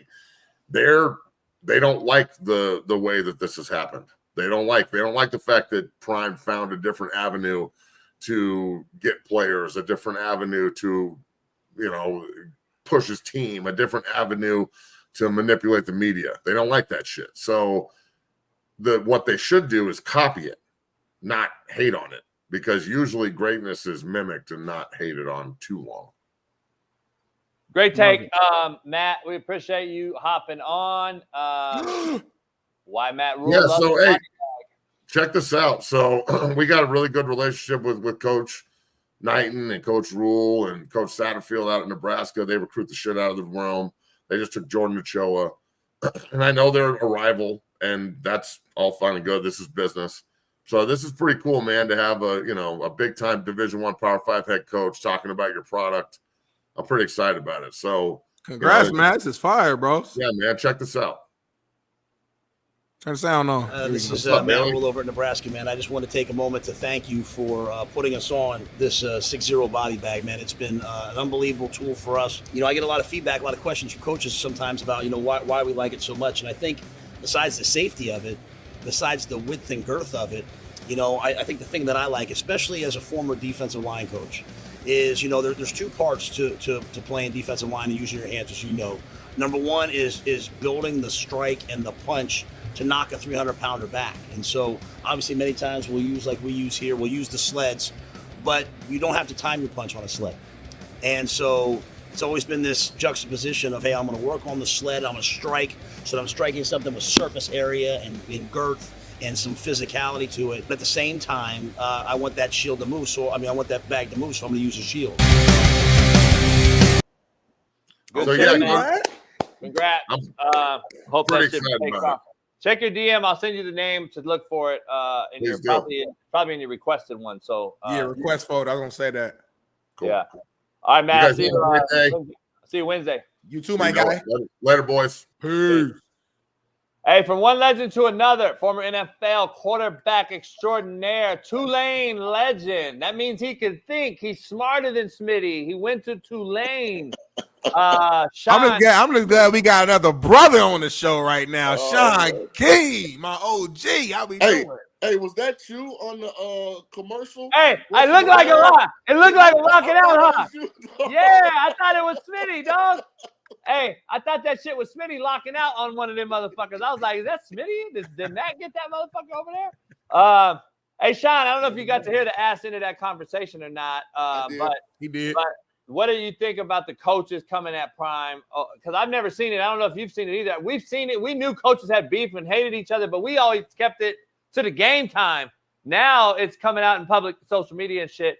And I don't know if I agree totally with Matt, because I think you got to win to be considered the guy that we want to be like.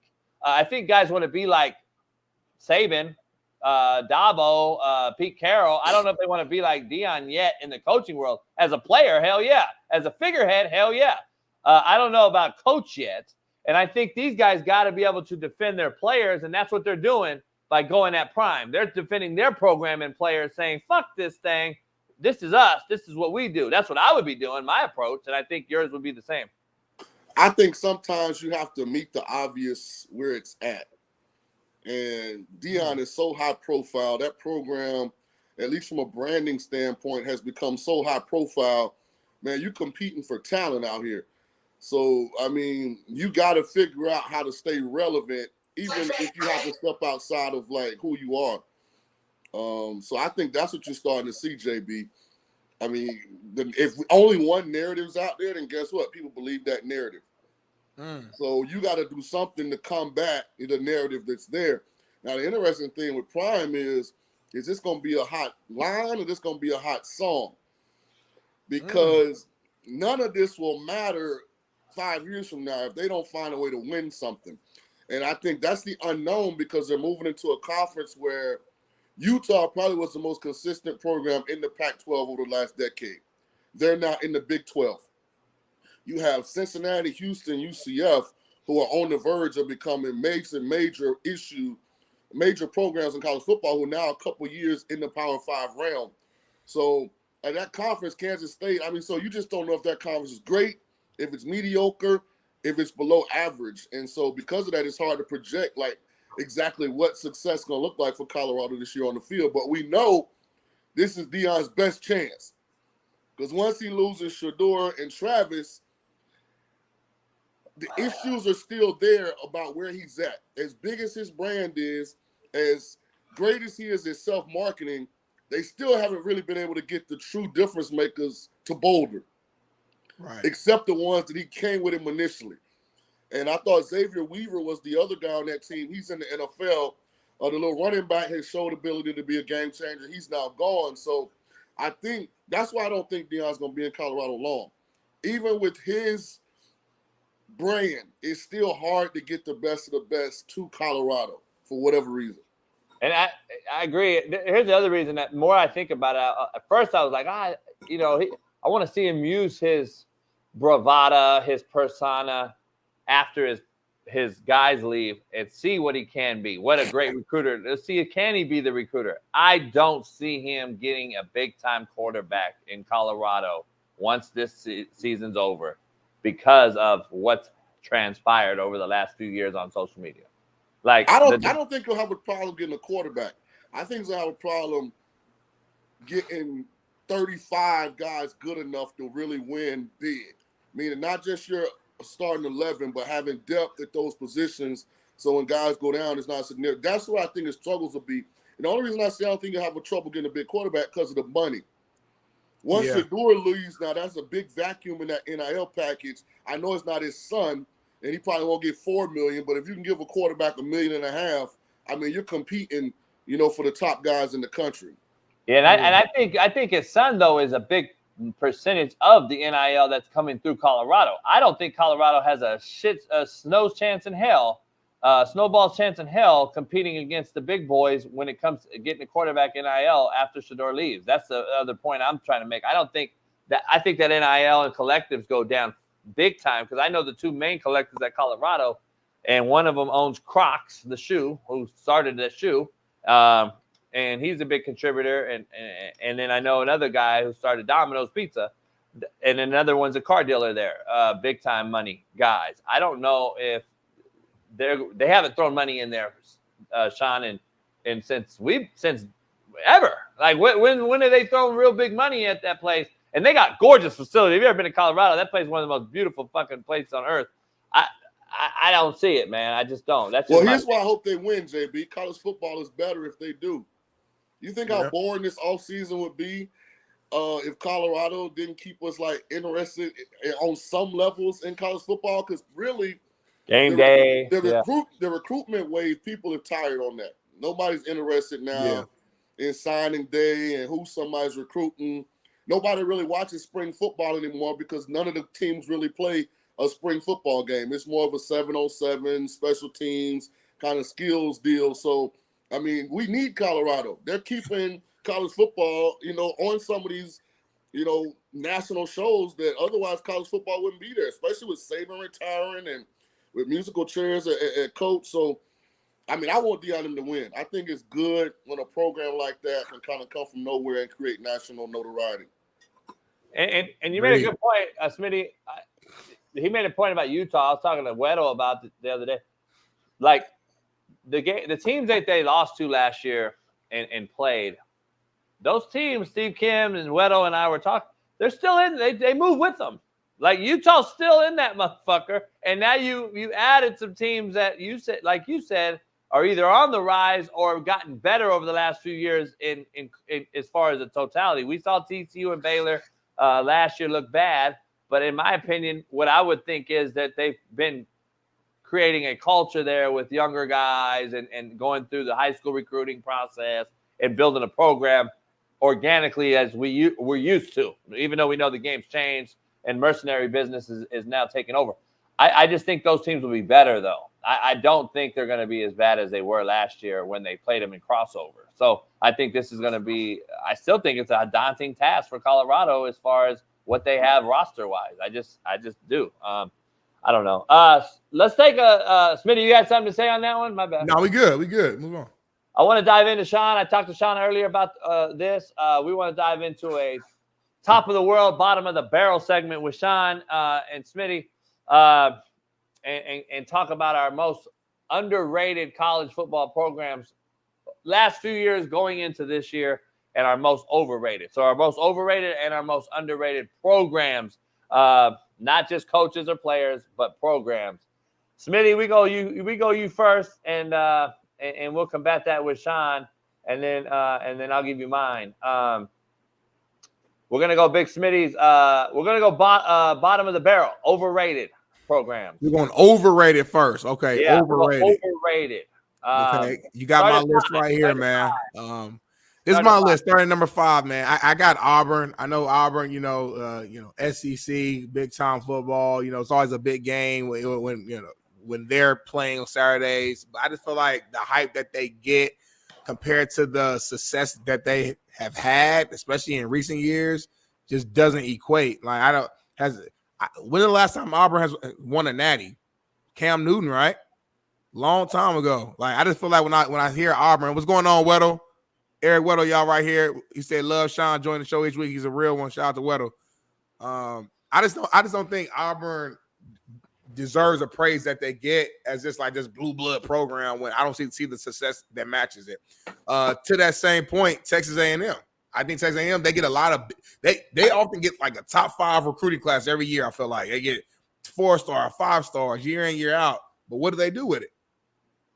Nothing. I don't see them doing anything with it. We go into the season, A&M is going to be one of the best teams in the country, top 14, make the playoffs, this, that, and the third, and they always lay an egg. So that's why I had them at Florida. I feel like Florida ain't did shit since Tim Tebow and them boys left. I'm going to be real. Now, of course, they've had some decent seasons in between there, but when I say this, I mean like really be on the level of like Florida used to be like Bama. The way we look at Bama is how we used to look at Florida. And it has not been that way since Urban Meyer and that era left. And I just feel like, man, like we've been wanting and wishing for that era, that time to come back, but it just hasn't yet. Number 2, I'm going with Notre Dame. And I know people going to hate me in Indiana for saying that. And I get the long history of Notre Dame and this, that, and the third. Trust me, I understand it. But listen, Notre Dame has made the college football playoffs, I think, twice. They're 0-2. Last time they made the Natty, I think I was a freshman at Ball State. I think it was like 2012. They got blown out against Bama. Again, really good program. Let me make that very clear. Really good program. But again, we're talking about overrated. You got to win now, too. Now you can't just be really good, and you got to win now, too. And then number 1, Penn State, man. I know the Penn State fan base. LeVar Arrington, if he's watching it, he's going to probably say something, towards this. Penn State's last natty, I believe, was 1986. They haven't reached the college football playoffs since they, added that to the college sport. They're not better than Michigan. They're not better than Ohio State every single year. It's like we go into the season. We know that they're going to probably lose both those games. They're going to be good. They're going to make it to a decent bowl game, and that's where it's going to end. So these are my 5 overrated current college football teams. Let me Can we leave Smitty's list up there, JB? Yeah. And kind of just react to it because I didn't actually make like a list. Yeah, that's cool. So here's the tough part about this for me. Yeah. When we're saying overrated, what's the criteria? Is it conference championship? Is it college football playoff? Because I agree with you that Penn State, for the level of program they're supposed to be, from a team standpoint, is overrated. However, They just put 2 guys in the first round of the NFL draft. And they win 9 a year. Right. I don't know. They beat everybody but Michigan, Ohio State. So, I'm not disagreeing with you. I'm just saying there was a whole lot of programs in America that would love to be a 9-win team every year and have 2 first-rounders or a first-rounder most years. So, I get what you're saying. I get frustrated with Penn State because I think the Big Ten would be so much better if Coach Franklin could ever figure out how to evaluate, develop, and coach the quarterback position. It would be so much better because that's all they're missing is the year in and year out, they have an inferior quarterback play to Ohio State and Michigan. Every year. Top 5 defense every year. They got to, he cannot evaluate, coach, develop that position for whatever reason. It's his biggest deficiency. He hadn't figured out that there's a guy sitting right here that's available that could come and solve all his problems. And so he's going to continue to be, I don't even know if he's a bridesmaid anymore because adding those Pac-12 schools, specifically Oregon, is going to make the Big Ten from a football standpoint look much different. So I agree with you that they underachieve, but I don't know if they're overrated because I don't think anybody goes into a season saying Penn State's better than Ohio State and Michigan this year. Let's go Notre Dame. Notre Dame's their own worst enemy. If they would ever get off of their high horse about what kind of kids they admit on the front end, they would possibly be the most dominant college football program in America. And if you're a Notre Dame supporter, alum, decision maker, change your perspective. Stop worrying about what a kid is when you get him and stop believing that your brand is so strong you can change and develop a young man that has deficiencies initially by the time he leaves your program. And you will get the better football players. But this academic criteria, and family environment that they recruit from, they're always going to be limited when they come up against a Georgia, Alabama, Ohio State type program. They're just not going to have those kind of guys across the board. Shout out to my guy Freeman, though I love him, one of the best young coaches in football. You're absolutely right about Florida. They've blown the head coaching hires for like 4 years now. I mean, they're trash. That program where it sits right now ain't close to what it should be. A major program like that in a talent-rich state like Florida, where you don't really have to leave your back. You could really, at Florida, recruit South Georgia, parts of Louisiana, and the state of Florida and not have to go anywhere else for your entire roster. It's crazy. And there are very few programs that can say that. So right now, I'm down on Florida. It's amazing. Florida State has usurped them in the last 5 years. That's unbelievable considering where they were. Texas A&M should be number one on this list, in my opinion. Ooh. And here's why. They have as many and as much resources as any college football program in the entire world and have nothing to show for it. Yep. Nothing to show for it. You talk about Colorado's facilities. If you ever been to College Station, damn the football building, everything at College Station is immaculate. I mean, former presidents' names are on buildings. Like, they're not lacking for anything from a resource standpoint. And the fact that they haven't won anything, like their call to glory is a upset win over Alabama a couple years ago with Johnny Manziel, who won the Heisman, but the team didn't win anything. Right. So I'm with you on A&M. I mean, it's about time that money started producing. Yeah, that was like 10 years ago. That wasn't even a couple years ago now. So I'm with you on them. Auburn's kind of a lot like Penn State to me in that nobody's really going to dominate the SEC again, I don't think. You know, Saban had his run. You know, Kirby went to Alabama for a couple of years. He took notes of everything Saban said, did. Every facility, every piece of infrastructure Alabama had, he took it to a program that had the same resources in Georgia and found a way to win. And I don't think we're going to see that happen again, not with the transfer portal and the NIL. I don't think there'll be a dominant run.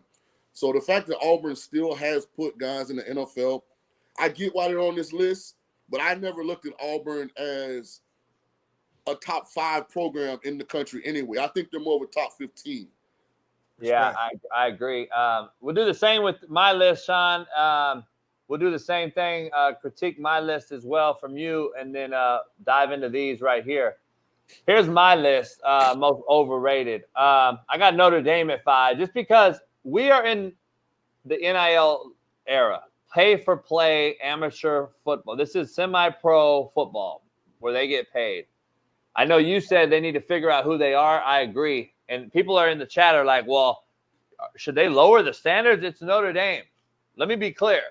Notre Dame has always been about the money. This is why they have an independent deal, and this is why they have a contract with a TV contract that is unlike any other, and it's been that way for however long.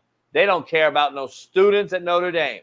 Not anymore. This is the pay-for-play. Either they're going to win in football, or are you going to just talk about being a Catholic organization that caters to students? That's not Notre Dame. That's not what football is anymore. Notre Dame can stay on that tip if they want, and they're going to continue to lose like they are.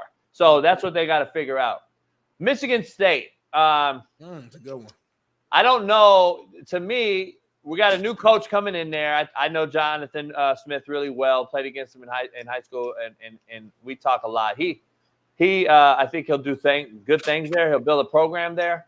But in my opinion, Michigan State has been a team the last few years going into this year that has a lot of questions in that organization and in that program. Florida, again, about the same spot Smitty had them. I just think they've fumbled coaching hires the last few years, which is a program infrastructure issue. That comes from admin. That is a program killer. A&M is too. But SC, man, we didn't talk about SC has to be on the list. They have underachieved like no other. They are a team that used to be a blue blood. And in my opinion, what they have done, especially losing to Utah like they do, and lose kids from Cali to Utah is, to me, a big issue. I just don't think they should be mediocre like they are, especially in the last 10 years, 5 years at least, but especially in my criteria, the last 3 years going into this year. So that's my list, Shaun. Break that down.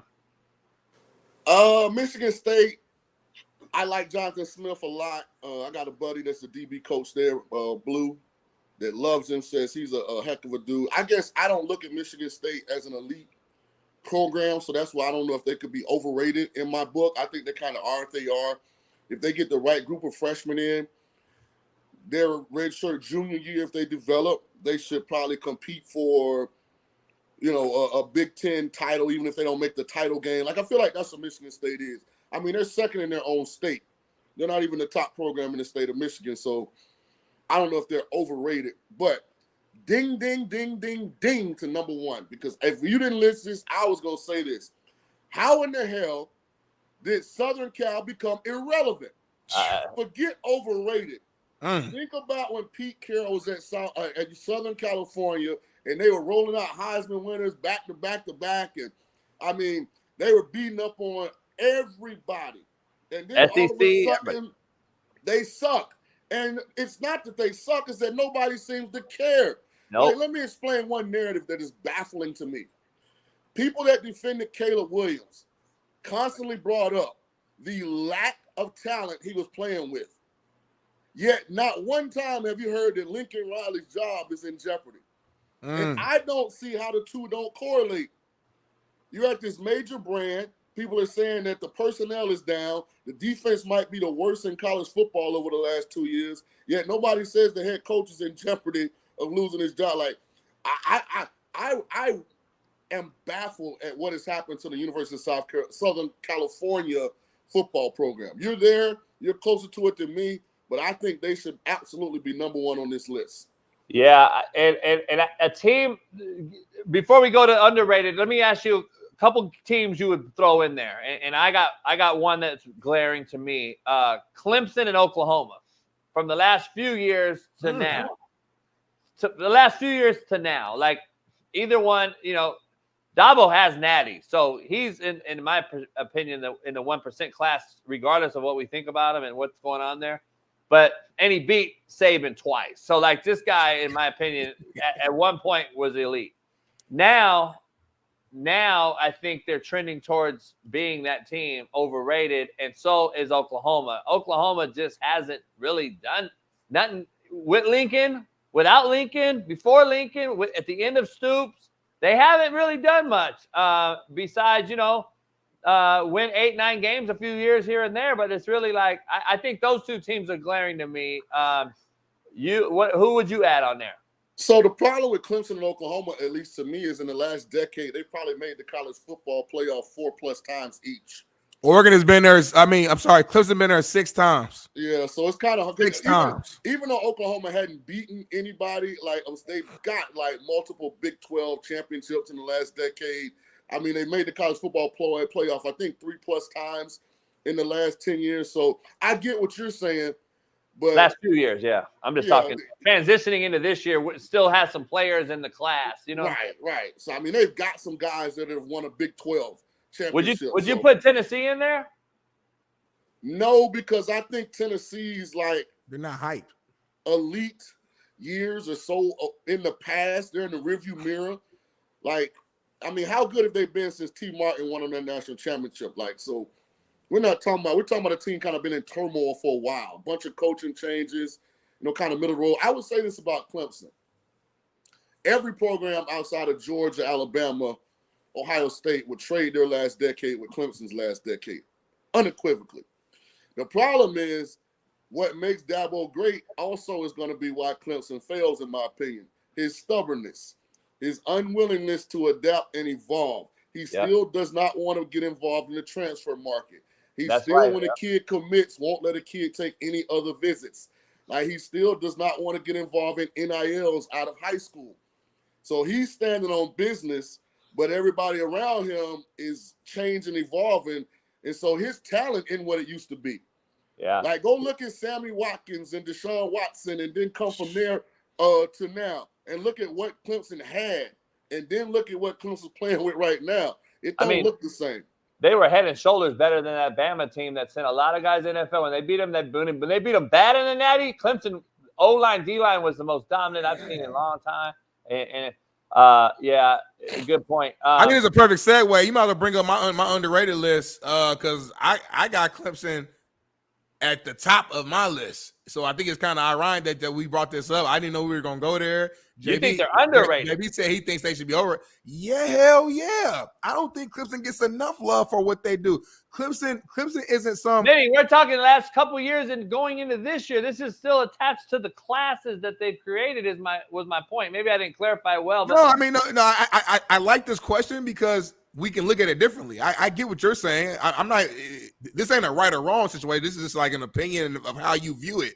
I look at them. I mean, even in their down year, which I would say was this past year, they went 9-4. But prior to that, 11-3, 10-3, 10-2, 14-1, 15-0. They've been to the college football playoffs 6 times, won 2 natties, beat Alabama, and again, like I feel like since Dabo's been there, he's just been incredible and has turned that university and program around to like put them on the same level as how we would look at Alabama or Michigan or Ohio State, and these are true legendary blue blood universities that we're talking about when you bring up those schools. And to put Clemson in that conversation, I think it just shows how like the greatness of them. Now, I agree with you; they're not trending in the right direction, moving forward. So we'll see how things go next year and things like that. But based upon the last, let's call it five or so years, I think Clemson, man, like I don't know, I feel like the hype is kind of off them right now. But what they have done to me has been,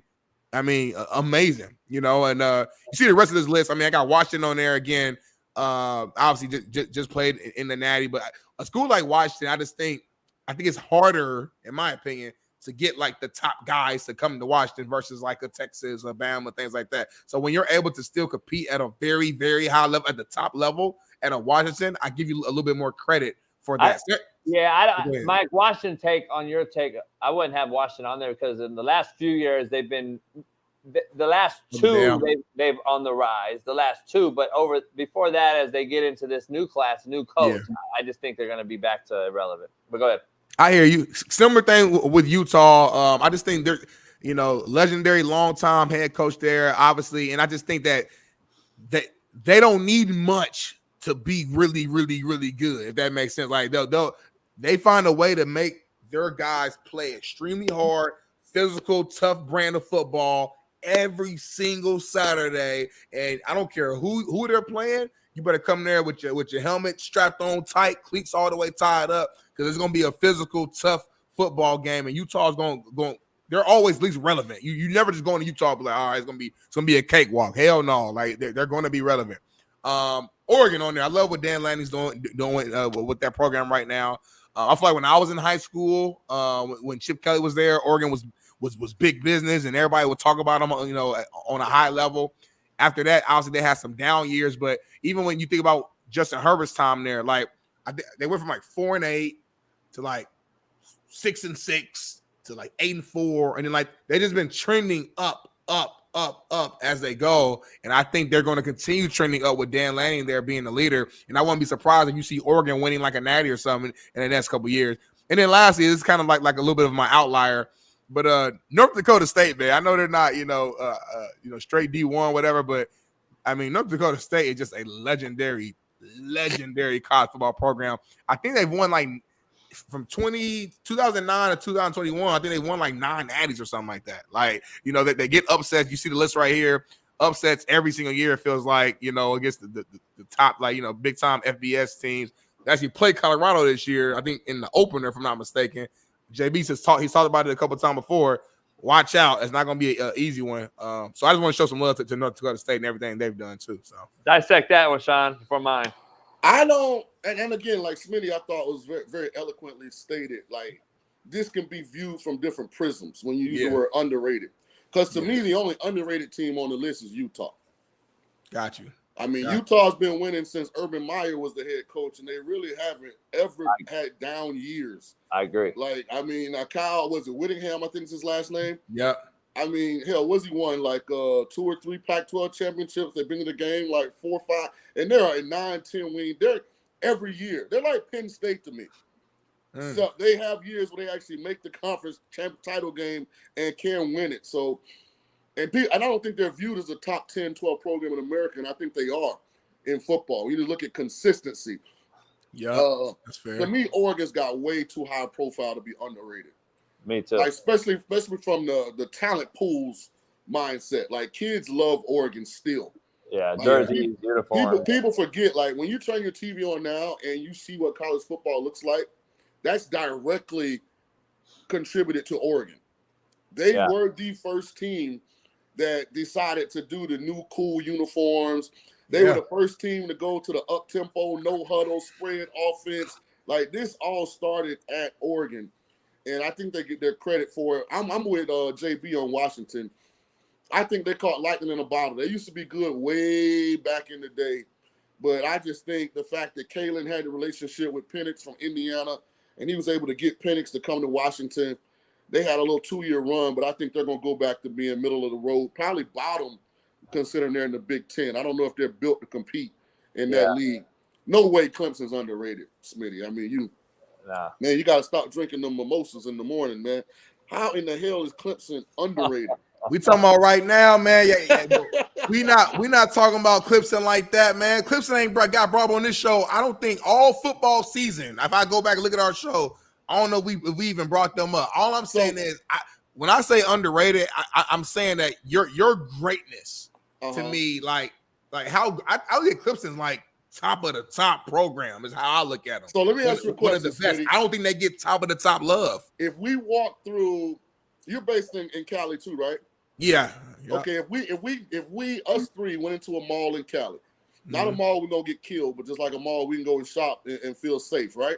Yeah. And we asked random people to name 5 college football programs. I guarantee 90% of the people we asked have Clemson in that 5. Let's do it then. Let's set it up. You come out to LA or we go to Vegas. Let's test this idea out. Let's see it. I guarantee it. But real quick, before JB jumps in, it's the difference between popularity and over and underrated. Like being popular don't mean I think they're kind of correlated because you're on a different coast. Gotcha. It'd be different if you're in the South, but on the West Coast, if you randomly ask people to name 5 college football programs and I'm right, then that's a big brand. That's true. That's fair. That's fair. Let's bring mine up, Shaun. I want to bring up my underrated teams. Leopold. I got Florida State in there now because we know how bad they were over the last few years since Norvell's taken over. They are transcending in a good way. They got left out. A lot of argument last year in the playoff. We know, in my opinion, for that simple fact, I believe they are underrated. Utah, they're underrated still, but I believe they are now a national. I think they built from within, which I think they could compete with versus other teams. They should have. We know they lost that game 1 to Florida last year. I know that was a huge disappointment, and I thought they really dominated the game and lost and just unbelievable mishaps and turnovers. Ole Miss, I think they're a team that people aren't giving enough credit to. I have them winning the SEC this year. I think that Lane's going to get over the hump. And then K-State and KU, both of those teams led by just blue-collar men are turning that program around in front of our very eyes. And I believe both of those programs right there are underrated. Go ahead and dive into those before you get out of here. Now, I hate to just kind of pat JB on the back too much because, if I pat him on the back, he probably going to shit in my hand at some point. But I can't argue with any of the 5. And here's why. What Norvell has done at Florida State has really gone unnoticed because they're overshadowed by Clemson.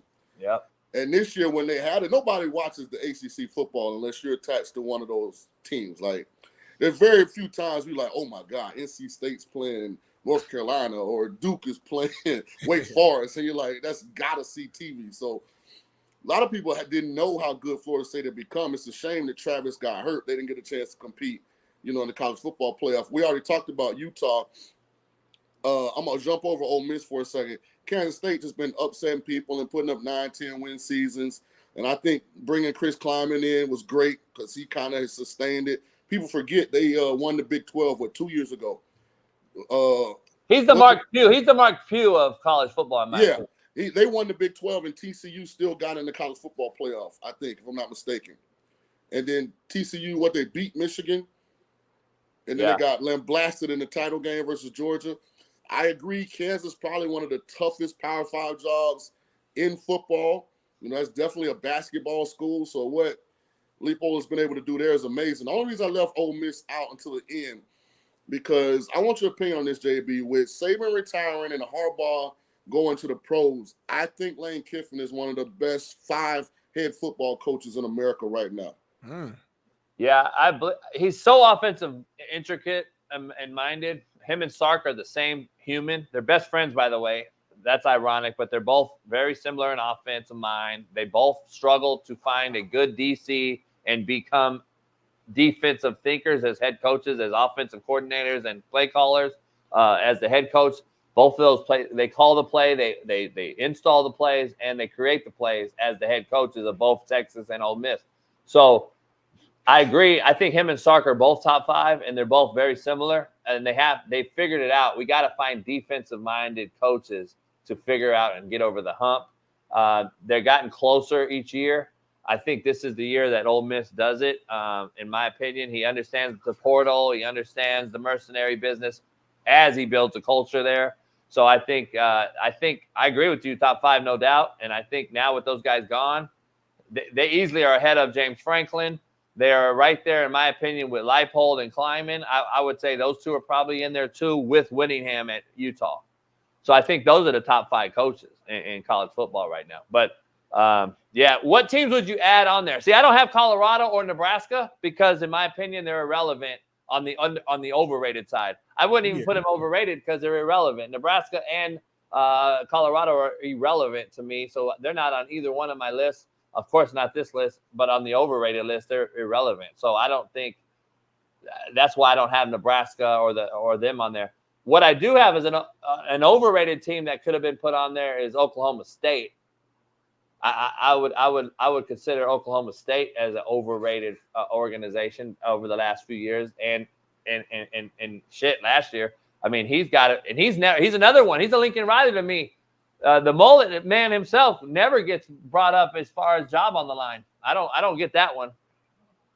I just think they're constantly 8+ win team. Like, they're in a bowl game every year. Like, a down year for them is 7 wins. So, like, I get why, if you're a smart AD and you got a football coach where you're in a bowl game every year, then every second, third year you're double-digit win team, the fans aren't clamoring for him to get fired. You know what I'm saying?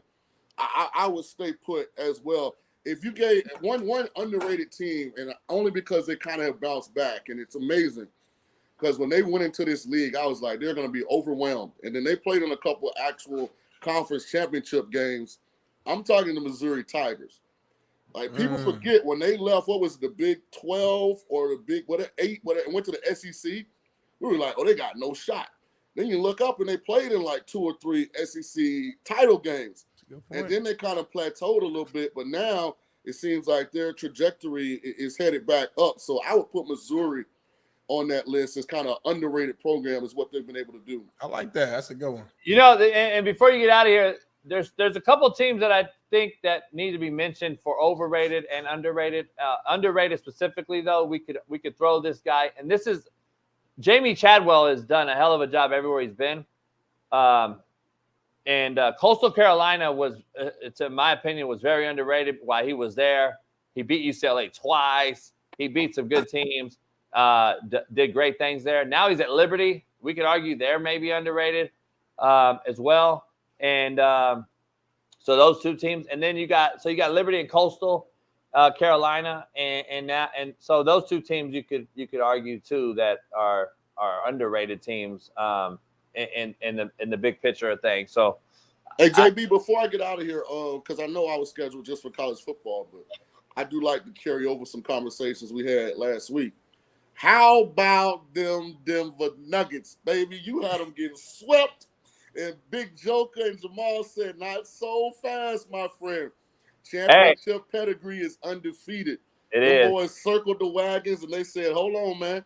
This thing is far from over." Now they're going back to Denver, 2-2, regain home court. Woo! Shout out to the Denver Nuggets. Hey, before Jeff jumps in, one of your guys has made news, and I wanted to break down Smitty and then all the casuals out here who think that the balls are just being dropped.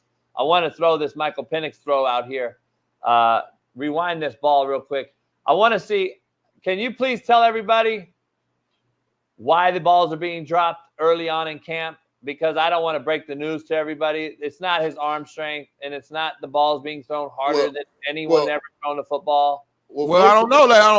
Let's see what Shaun says. Though. We don't know. Let's see what Shaun says, JB. Don't lead him one way. Hey, first of all, before I get to JB's actual point, I don't know who the hell Blair is, and that might be why that particular ball is getting dropped, because they got a guy in rookie camp. Remember, this is not full team.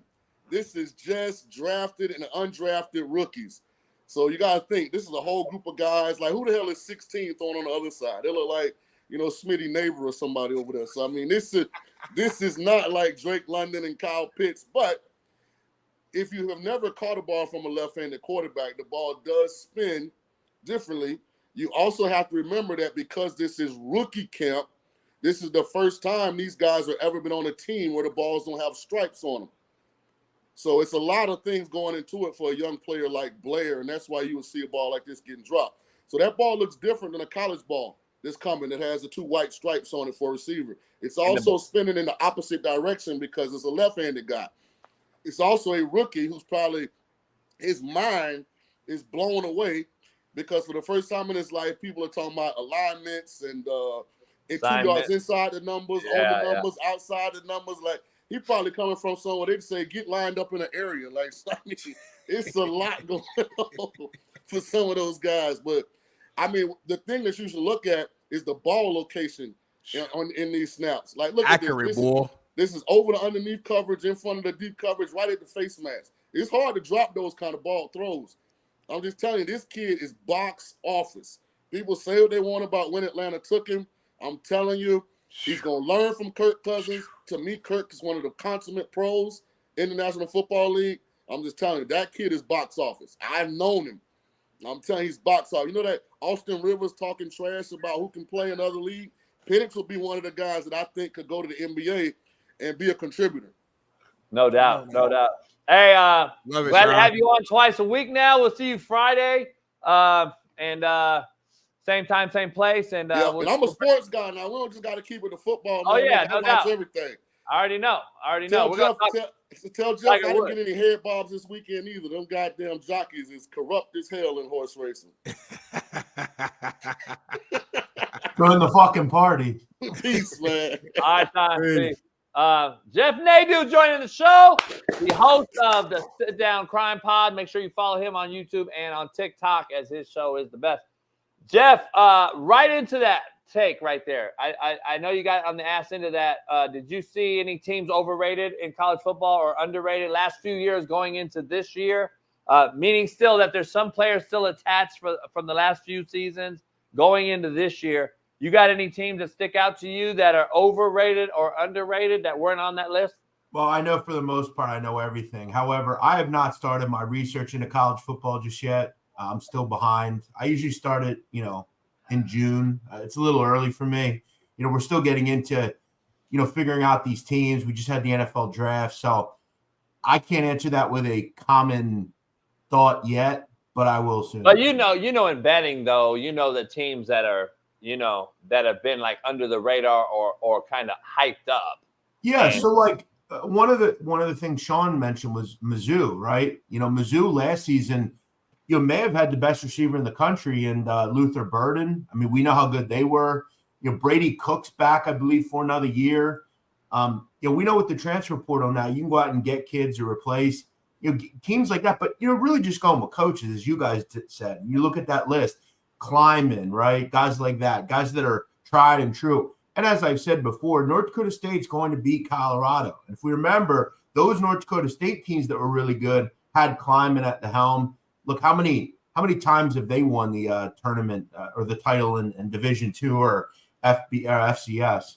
I think they won like 9 between 20. I think I saw a stat like between 2009 and 2021 or some crazy like 10, 11 years span. They won like 9 of them. It was crazy. Crazy. I mean, that's dominance, man. Sheer dominance at the FCS level. I mean, and look, the FCS at the top levels is pretty solid, man. I mean, we know that's good football. And how many times have they went in and beaten good teams, as you guys just showed there? So, yeah, I like North Dakota State. They better have their head on a swivel. This isn't, You know, you look at the last season; they started the season with you know, DeVry University and you know, it was TCU. Stop.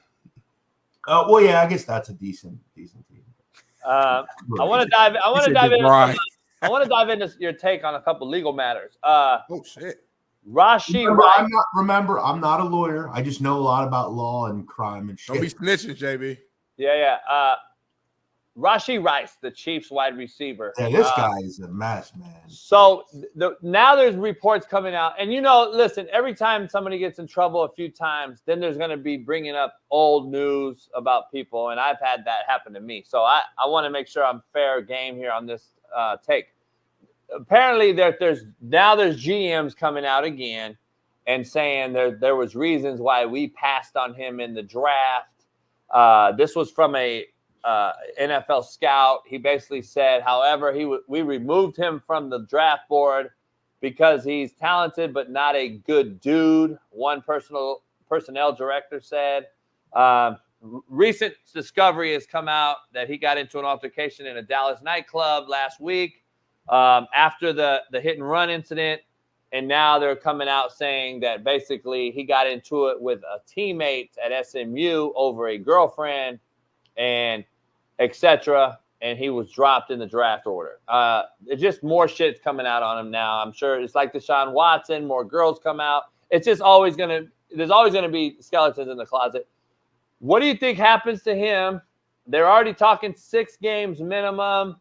I don't know what you think happens. The NFL's so iffy with their rules. Some people get passes, some people don't. This seems to be a common thread with this Chiefs organization. This is the players that they draft. I was talking to Weddle the other day, and this is just who they draft, period. They don't give a fuck. Andy Reid is a football guy only. I don't think he gives a fuck about what's happening off the field at all. And that's how it used to be in the NFL, because nowadays with cancel culture, we think about character more and shit like that. Back in the day, it was you do your job on the field, go ahead and be a shitbird in the community. We don't really care as long as you're not in jail. Where you at with this Rashee Rice latest take? I think one thing the Chiefs really need to do off the field this year is they need to take a long, hard look at their security department and who's in that room and who's making these decisions. I mean, any peewee investigator should have been able to find this stuff, right? You know, and it's not just the 8 felony counts that he's dealing with the street racing thing. It's this alleged assault. Throw in the fact that you mentioned this incident in SMU where he had it was a kid on the basketball team, Kendrick Davis. He's one of the best players in the country.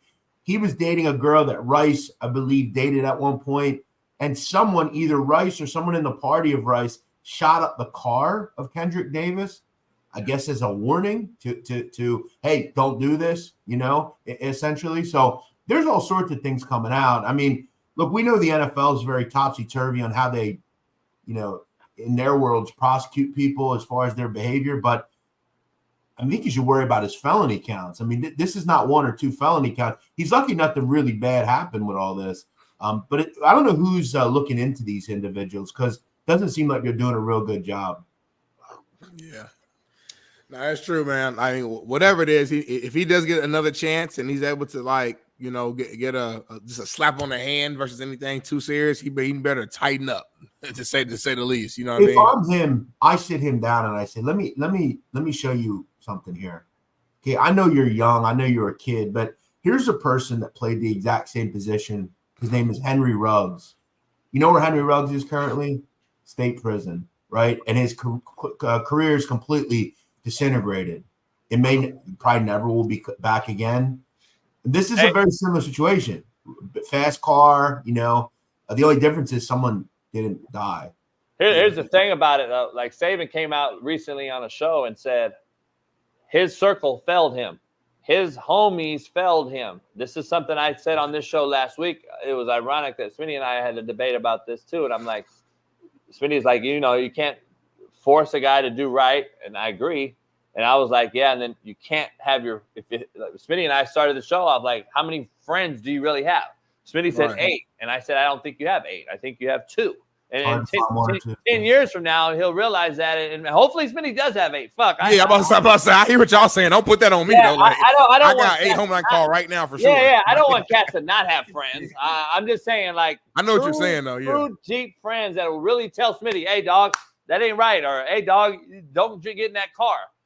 That's what Saban's point was with the Ruggs thing. This has got to be the same situation with this Rashee Rice thing. Like, the homie that allowed him to walk away or walk away from the scene, it's not your friend, homie, because if it was your friend, you just fucking bit the hand that's going to feed you. If that's your homie, you know damn well he's got you an apartment or a condo probably. He probably hooking you up with everything you do, you don't pay for when you go out.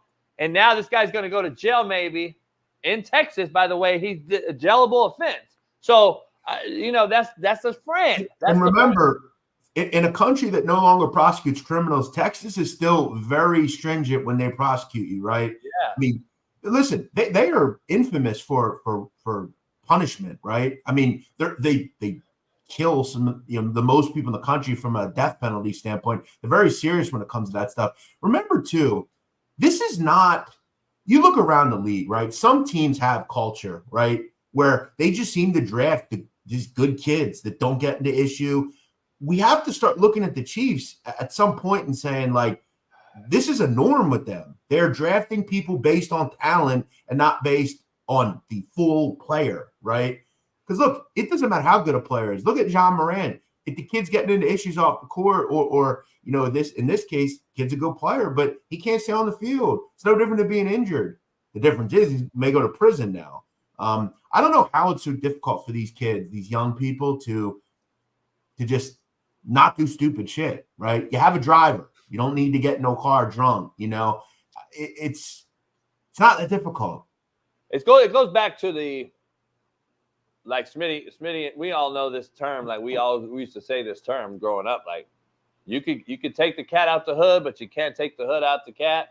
Yeah. That's what it goes down to. And to me, it's like, fuck, man. It's like we create these narratives and we use these excuses. Yeah, but as far as I know with Mr. Rice, he's not from the hood. He is from rural Texas. But I think with JB, when he says that, correct me if I'm wrong, like, not even like literal from the hood per se, but like more so like you kind of are who you are type shit. Like, just because you got money doesn't mean you're not the same Jeff Nadu or. I'm gonna have Tank Dell on the show. I'm gonna get Jermaine Johnson on the show. Other guys that played for me in the league. I got a lot of other guys too that have been on the show already. But I'll ask them straight out. What is the number one thing I used to tell y'all?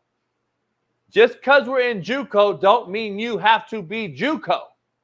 It's the same shit. Just because you think you're from the hood or grew up in the hood doesn't mean you need to be hood. You're making money now, or you're trying to go make money. Was my point in JUCO. Don't let this thing affect you. Don't let this JUCO thing make you JUCO. But that's what they don't grasp. I want to dive into some culture with you guys because we had a back and forth. I sent you guys some DMs, and you touched on it last week with the Drake thing. There was apparently like 25 songs out there that Drake used other people's lyrics. And Smitty's point was he's just paying homage to those other rappers. He's using those lyrics to say, hey, you're a forefather of mine, Too Short, other people, and 25 different songs though to me seems a little bit seems a lot, and to a point of a hip hop head I was speaking to over the weekend, and this guy knows more hip hop than any of us, I think, but especially me. YouTube will know more than me, but he's like, JB, the excuse keeps going though. When you make that excuse over and over, it's like. That's who you are. It's who you become. You're the king of ghostwriting. I don't know if I can put Drake as a top guy like you guys do because I don't see any originality out of the cat. He didn't start Rasta. He didn't start dance hall. He didn't start the singing portion of rap. He didn't start any of that. So I just want to get your take with this whole Drake thing. And I know you two like Drake. And listen, I want to be clear, Jeff. I want to be clear. Money is exclusive.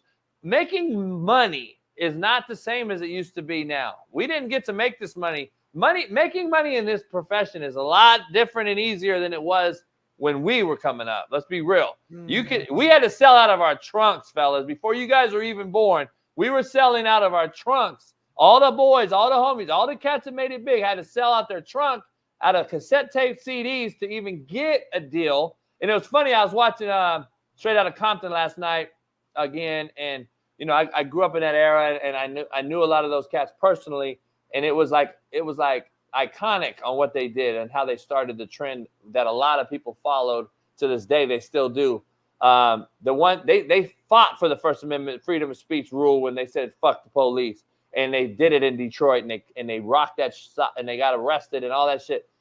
It's been that way for a long time now. Now these cats they skipped over concerts, they skipped over selling, getting their shit on wax, and now they're making shit on streams, on Apple Music, all that shit that we never had the ability to have. I think it's a lot different. I'll say different. But it's easier to make money now too. So I don't know about if being a billionaire like Jay-Z makes him the best. That doesn't. I think they're exclusive in my opinion. Well, you go ahead, Jay. Listen, I think you and I are on the same page here. Listen, I'm out on this. I don't get your opinion on this, JB. I think sometimes you just hate people because they're not from the old school, and you don't believe that anyone past a certain year can be successful because you just don't like it. And I get that. You're a fan of the old school, the nostalgia. I get that. I'm not the biggest fan of Drake, but I think he's talented, and I think he has created something that very few people have. And to say he's not original, I think it's a bit of a stretch, bro. I mean, eventually a lot of people have used songs that weren't theirs, right? And either sped it up or whatever. They used the beats. That's a norm. That's happened forever. I'm off on this one. I think he's super original personally. He's way original than most of these guys. Way more original. Yeah, I guess I look at original a little different. Like, I guess, some people that, they look at original like saying you had to be the exact literal first person to ever try this thing to be original. I look at it as like Drake is the best at what he does, meaning the best when it comes to like singing, then switching to rapping. He's not the first. Nate Dogg did it, and Nate Dogg's a legend. R.I.P. All respect to Nate Dogg. But like when we talk about all-time great like rappers and lyricists, we don't necessarily put Nate Dogg in that conversation. Respectfully, we love him for what he did. He amazing. I'm not comparing Nate Dogg to him. Well, I know I'm not you. I'm just saying, like, I know Nate Dogg was a guy who used to sing and then rap, but let me ask you, they're different when you look at them. It's hard to compare them two together. Drake is unique in what he does. And then real quick before I forget, Jeff, that post you sent me in a DM, like, okay, Drake said like a line, like a verse from an old head because he's sampling one of their songs. So he'll say one verse that rapper said on the original track to kind of pay homage to him on this song. But let's say he's stealing a verse. Okay, you tell me one verse changes the entirety of the hit, the song. But he did it 25 times. I just can't do that. Like, that doesn't make sense to me. 25 times to me tells me, though, like, he's been doing this since like 07, 08, bro. Like, it's 2024. You know how much music is dropped in that time frame? I get it, but I'm looking at the greats. Whatever. But I'm looking at the greats that were the rap greats, and I don't remember them having to use 25 other songs to put in their song. But also, here's the thing, though. With some people, they don't believe, like, if you get away from the gangster rap shit, you've almost sold out to a lot of these people. How long are you going to rap about this stupid shit? Like, eventually, you got to grow up, man. Like, and people, I saw someone in the chat say, all Drake does is make club hits. Yeah, that's what makes money. Nobody gives a shit about busting guns. That shit don't make no money. Well, that's what the rap is now, though. It's bitches, money, weed. But again, look at all them dudes that stayed making that street shit. They're either dead, in jail. They never. You have to do what you got to do to get bigger, right? And Drake is not a street dude. Everybody knows that. Drake went with his lane and stayed with it. That street shit, it's the same cycle. And name a street dude that stayed with the street shit and got huge. None of them. Jay-Z didn't keep selling crack. Jay-Z stopped doing that. Meek Mill, same with him. I remember Meek used to be on the corner all the time, getting into trouble. He then got with certain people, moved on from it. Now he's very rich and famous. You know, Masterpiece made his kind of shit was that. But like, Snoop Dogg wasn't hanging on the corner today. He's moved away. Snoop never did, though. Snoop was always the class. Snoop went to 4 high schools in Long Beach with my buddies, and he was always the class clown. He wasn't ever a gangster. Him and Warren G, and they were never gangsters. They grew up in it, but they weren't out there doing it. It wasn't like it was just like the Tupac. They were actors, dog. This is why they became such great entertainers. How many real killers do you know out there that are still out there, that are still successful in the rap business? They're not. They're either dead. Look at like Gorilla Black and these guys that came out that actually Mossberg, that was a big Compton rapper that was sugar free and quick, died. Like these motherfuckers guys killed. Like a lot of these dudes are dead. But why are people and you can really see the nonsense of the way some of these people speak. We're going to belittle like a guy like Meek because he befriended a billionaire. Ruben, right? Like what the fuck? Like these people, oh, he's a sellout. Fuck off. Like what are you talking about? As you sit in a fucking row home somewhere, shut the fuck up. Yeah, I mean the goal is to get out the hood and to better yourself. That's the goal. And I'm be honest, I'm so removed from the today's hip hop, and that I just don't have any interest. It's just so mumble rap, jumbled rap shit. I just don't. I'm just Drake looking at mumble rap though, bro. And that's why I'm not calling him that. And that's why I'm trying to educate you a little bit, because I know you don't. So that's why I'm saying when you bring up Drake, it's just I know he's not disingenuous to take a post online like, oh, see, he's not like that. Like social media is social media. I can go find a post about all types of shit. I saw a post about Biggie. I saw a post about Pac. I've seen posts about Jay-Z. I've seen posts about Kendrick. Internet, you can go find so much shit. If you need some ammo to hate on somebody, an artist, a player, an athlete, the internet, you can go find it. Anybody you think of. Name your favorite rapper. I can find some on Nas. I can find some on anybody. So that don't take away from the greatness that Drake has done, the records that he's dropped. This guy is a hit maker, and he's made some of the biggest artists who are big now. He helped them get to that point because he did songs with those cats. And so I'm old school. Like I'm old school. Like I like when I used to be able to understand. Like I like street talk in the rap. Like that's why I grew up with NWA. That was our community. We talked about what it was. We got fucking hassled by cops. We made Fuck the Police straight out of Compton. We made all these Boys in the Hood, and then Cube turned them into movies. I'm the same way on the East Coast. I grew up in that era. Freeway out of Philly to me was one of the best. Beanie Siegel. Nas, but then I go old school, Cool G Rap, AZ, not Jay-Z, AZ. People don't realize how cold AZ is. AZ is in my top 5. And then I go to the groups. NWA is obviously one to me, but then I got Outkast in there and Mobb Deep, and I go back to the boot camp clique though. So I go back to those guys. Like some of my favorite albums came out of boot camp. I want to make this clear too. Like I agree with JB. Like I'm in the same. Like I like Styles P and Beanie Siegel.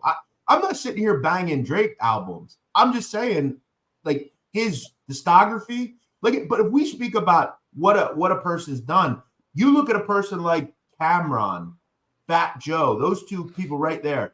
Their discographies are crazy. They've done more for this genre than Cameron literally created a way for people to dress in the 2000s. He was incredibly influential. People don't give him enough credit. There's a lot of guys we don't give enough credit to. I respect Drake. I like him. Think about it. Like my buddy who's a super hip hop, like New Yorker, came out to LA. He brought up a great point though. Like I didn't even think about it.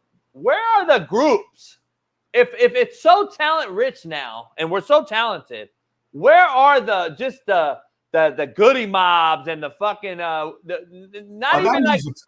Where's EPMDs and Smith and Wessons and even like the dark underground groups that we used to see? It's gone because we've become so streaming based, and it's all for their own. I don't know can a group make money now in this?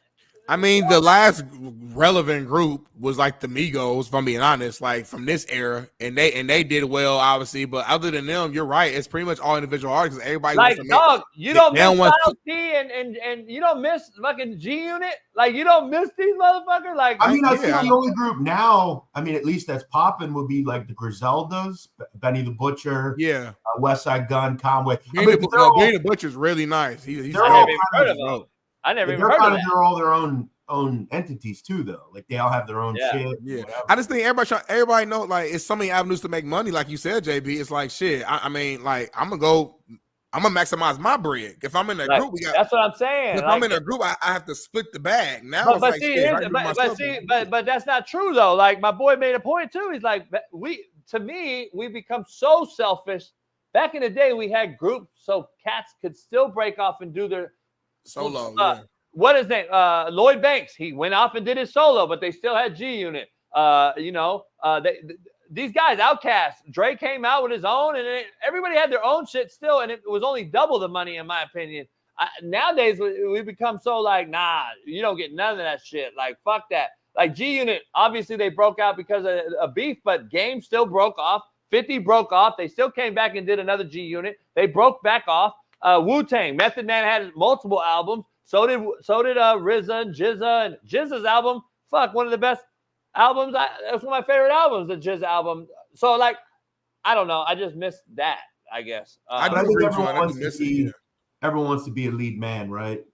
You know, they want to be the They want to be the guy. Like Jeff, what happened to old school? Like where we could just roll down the coat, like the Roots. To me, it was fucking like solid music. Because it's not about music anymore. It's not about the essence of creating something. It's I want to be the guy on the front of the tape. I want to be the guy, you know, out there. I want to be the lead man. Nobody wants to be. And listen, for anything to work, like for instance, your guys' show, anything you do, you have to have roles, right? Mm-hmm. You know, like one of the issues I have in the mob genre is they all come to me to work with me, all these old mob guys, but none of them want to give up control. Even though I have the control and I can get the show to be seen, yeah, they're the main event, but I got to get people to listen to it, and they don't want to give up control. Some people can't give up control. They want to be the main man always, and you have to have roles. And when you have groups, everybody wants to be the guy. So I want to dive in and interrupt this whole thing before we talk some sports with the Hell Yeah, Hell Nah segment real quick and get your take on this. Hell Yeah, Hell Nah, brought to you by Prize Picks. Head on over there and use the promo code Coach JB. I got to ask you, is this new rap beef, battle rap beef that we're seeing, hell yeah or hell nah, is it all for publicity because the rap game is down? I'm gonna say hell no. Because you got Game now. Now you got Game going at Rick Ross. Well, you got a lot going on now. You got fucking last night. I don't take it seriously at all. But P. Diddy's son, King Combs, dropped the track and dissed 50 Cent. and you know 50's not taking nothing serious. So Diddy's son, by the way. So it was I'm gonna be real trash. It was trash. The beat nice, but it was trash. 50's been laughing at, but I'm gonna say hell no. I mean, I can't speak for every single individual beef of what's going on or battle, but like the start of this shit was Kendrick and Drake at the end of the day. That is a real deal battle. That's been kind of they've thrown subliminals at each other for years, and then this just finally came to fruition. But don't you got Chris Brown going after somebody? Didn't Chris Brown buy all the tickets from somebody's? Chris Brown and Quavo don't like each other. I think that's a real one. If you listen to what Chris Brown said, that's not. They ain't some play around stuff. You got Drake against everybody. Drake against Kendrick, Drake against Future, Drake against Metro Boomin, Drake against The Weeknd. Now you got, I guess, you got Diddy's son going at 50. You got Game and Rick Ross. Rick Ross win at Drake. It's just like a lot of shit going on. I just feel like there's beef everywhere though, even outside of the music. You think about Cat Williams came out on Club Shay Shay, win at everybody. Monique came on Club Shay Shay and win at everybody. Then you saw I saw Stephen A and Steven Jackson kind of going at it because of a Stephen A calling the NBA. Whitlock and Stephen A. Stephen A and Whitlock. It keep going. Like it's insane right now. You my guy James Jones and Austin Rivers, and it's like, bro, I don't know what's happened in the last month, but it's been like beef everywhere. It's insane. I still think it's good for business, so I'm going to say hell yeah. I think it's good for business, and I think they know that. Well, this is the real concern, though, about our future as human beings is everything that's done now, we have to wonder if it's real or not. Okay? Mm-hmm. And that's good point. Here's why I disagree with both of you on this. All the people you mentioned, the large majority, in fact, pretty much every single one of them, outside of Drake and Kendrick Lamar, is not particularly relevant, right? Drake, I don't think we realize how popular he is. Drake has 147 million followers on Instagram. He has been on the top 100 chart since it started in 2014. He is the only artist to ever do that. 500 plus weeks. Drake doesn't need to create shit like this. I do think on his level, but it's probably genuine. Do you guys really think Drake needs to cause controversy? Nah, he don't. It has to do. Let me ask you, if that Shannon Sharp, right? He and Cat Williams is a very popular show, right? It's the most viewed episode of YouTube history. Okay, think if Shannon Sharp went to Drake and said, "Hey, man, I want to interview you." How do you think it would do? Well, if it happened, it would probably trump that one even because Drake's so big. But I don't know if Drake would be here. We don't need Drake. Doesn't need to do shit. And Kendrick Lamar, there are people that think he's, one of the greatest rappers of all time. I don't think they need to do this shit. Now, someone like The Game, where the fuck has he been the last? Yeah, I feel you. I think Chris Brown's in the. I don't think Chris Brown needs to do anything either, though. I think he's one of those all time. I'm not saying he's. I don't know if he's as big as Drake or big.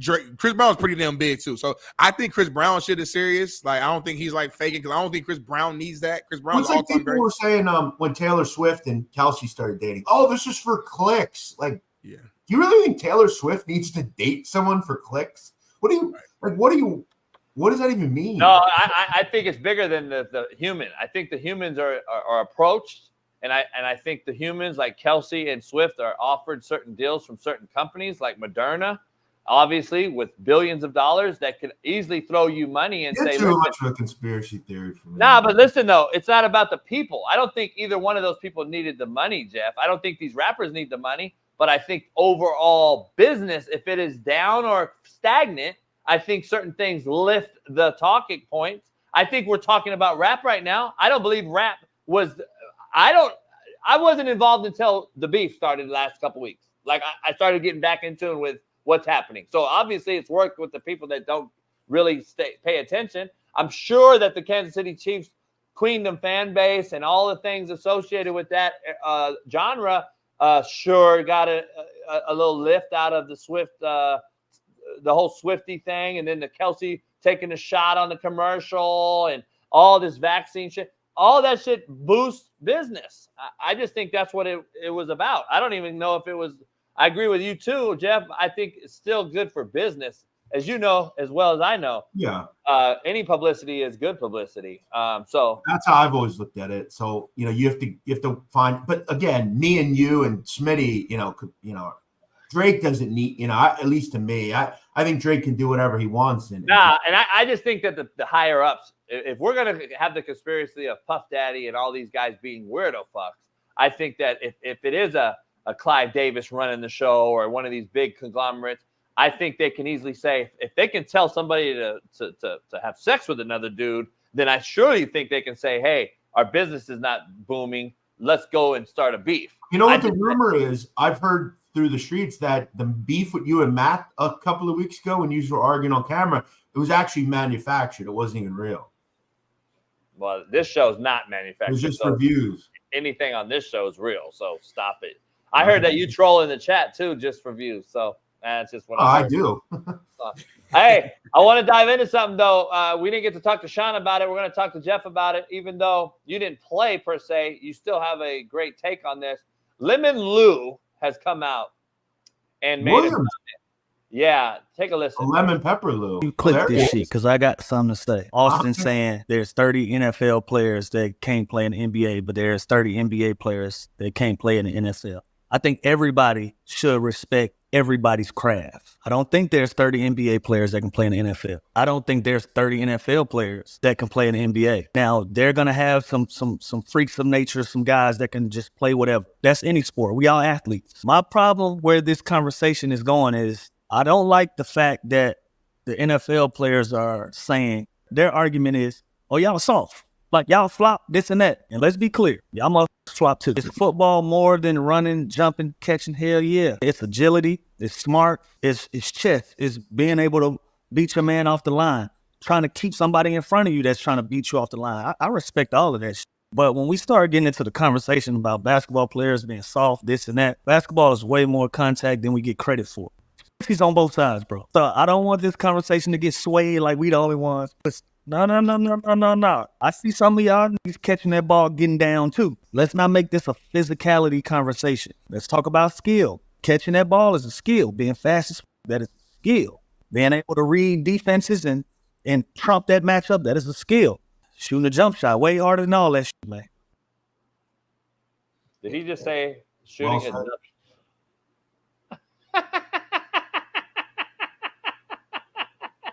Let me jump in. So a lot of what he said, I don't have a problem with. I came on this show and I said, listen, I think it's just disrespectful to say that about any sport, to say 30 players in any sport go play the other sport. But if we're going to have a conversation, I do believe there's 30 NFL players that go do basketball, versus the other way around. My thing is this, though, like, you got to bring up the physicality, though, Lou. That's the main part of what football is a man's sport. The physicality, being able to get knocked down and continue to get back up. To go out there with broken ligaments, sprained fingers and arms, bruised up. Like, it's been time when I went out on the football field and my body felt horrible, but I had to put full pads on. I had to go out there and hit. And I'm sure basketball players have had similar experiences as well, where they didn't feel good at all. They had to go hoop, but it's a difference. And he's right. There's soft players in every single sport. But there's a difference between being soft in basketball and being soft in football. There's levels to it. A soft basketball player couldn't last one full practice in football. A soft football player can make it through a whole season in basketball. So he's right. It's soft, but there's levels to being soft, is what I'm saying. And soft in hockey, soft in baseball, soft in volleyball, soft in soccer, soft in football. Those are all different types of softs. So now listen, a few minutes ago or an hour or so ago, I told JB about another segment that, hey, you think everybody in the generation is soft. Everybody's soft. So I agree with you. Not every basketball player is soft. That's disingenuous. We shouldn't say that. Not every single basketball player is just soft. But the nature of the sport itself is just a much softer sport. So to just assume that you guys could just come over to the football field and just adapt and adjust so easily, so seamlessly, that's to me disrespectful to guys that are doing this shit at the highest level. Like, less than 1% of guys make it to the NFL. Really talented college football players who played at D1 levels, a la me, we did not make it to the NFL. And we do this shit and did it at a very high level, but just still wasn't good enough to go to the NFL. But look, dog, this is a fucking sport with no gear that you load manage in. You shut up. Like, he has no fucking say in this. Like, you load manage, motherfucker, with no gear on. And you get to fucking play. You can play a sport back-to-back, tells you the difference. Period. You can play back-to-back games in the NBA. That's what they do. Yeah. It's a difference. You can't play back-to-back NFL fucking games. Number one. Number two, he said a jump shot is harder than all that. Yeah, you imagine a motherfucker saying a jump shot is harder than tackling fucking Barry Sanders one-on-one in open field? Get the fuck out of here. You imagine him saying a jump shot's harder than guarding fucking Randy Moss one-on-one in the red zone? Do you imagine him saying that filling B gap against fucking Derrick Henry is harder than hitting a jump shot? Get the fuck out of here. It's not like hitting a baseball. We could have a real argument. Hitting a baseball, I think, is the hardest thing of any sport to do. Now, that would be one thing. Shooting a fucking dog, if I got enough shots, I'll make one. I don't think I'm guarding Randy Moss one-on-one or tackling Barry Sanders. Like, it was a horrible take by Lemon Lou.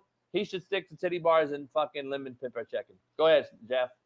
Yeah, I mean, I've never played at the highest level, so I'm not sure I'm particularly regarded to answer. That said, neither of these sports. But we haven't got your take on this 30 for 30 yet because we didn't get you last week because you refused to come on the show. So go ahead. Neither of these athletes can play soccer. So I don't really, let's just remember that. Soccer is the craziest sport to play. None of these fucking athletes can do that. I know that. Or hockey. Right. Some other sports are crazy. I mean, soccer's wild. I mean, you ever seen how big a soccer field is?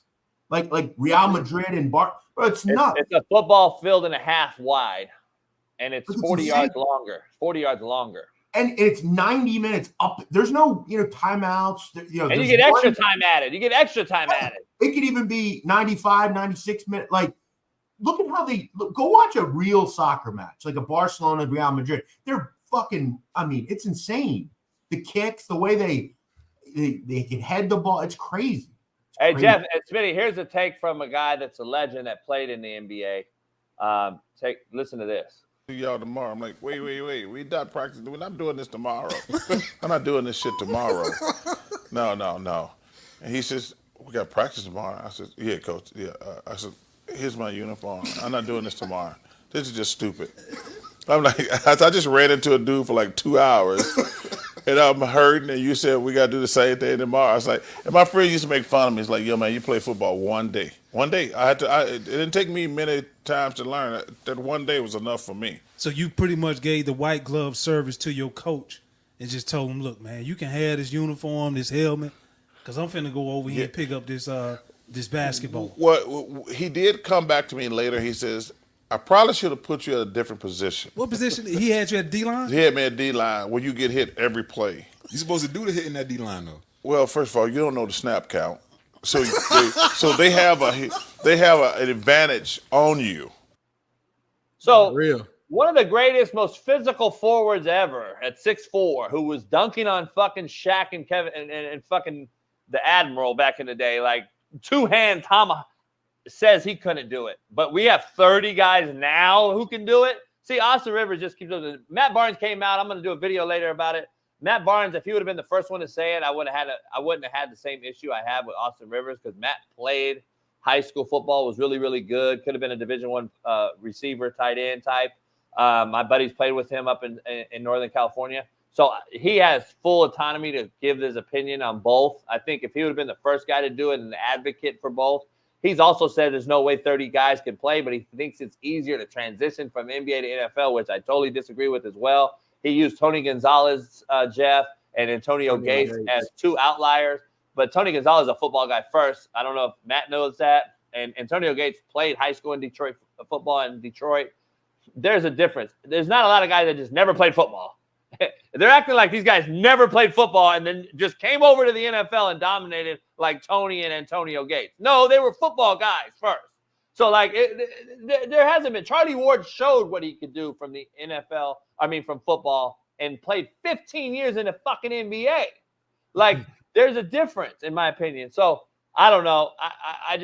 I think it's ironic. So for you, last thing, is it more so the messenger for you and less the message? For me, it's the message. I don't give a fuck who said it. It's both.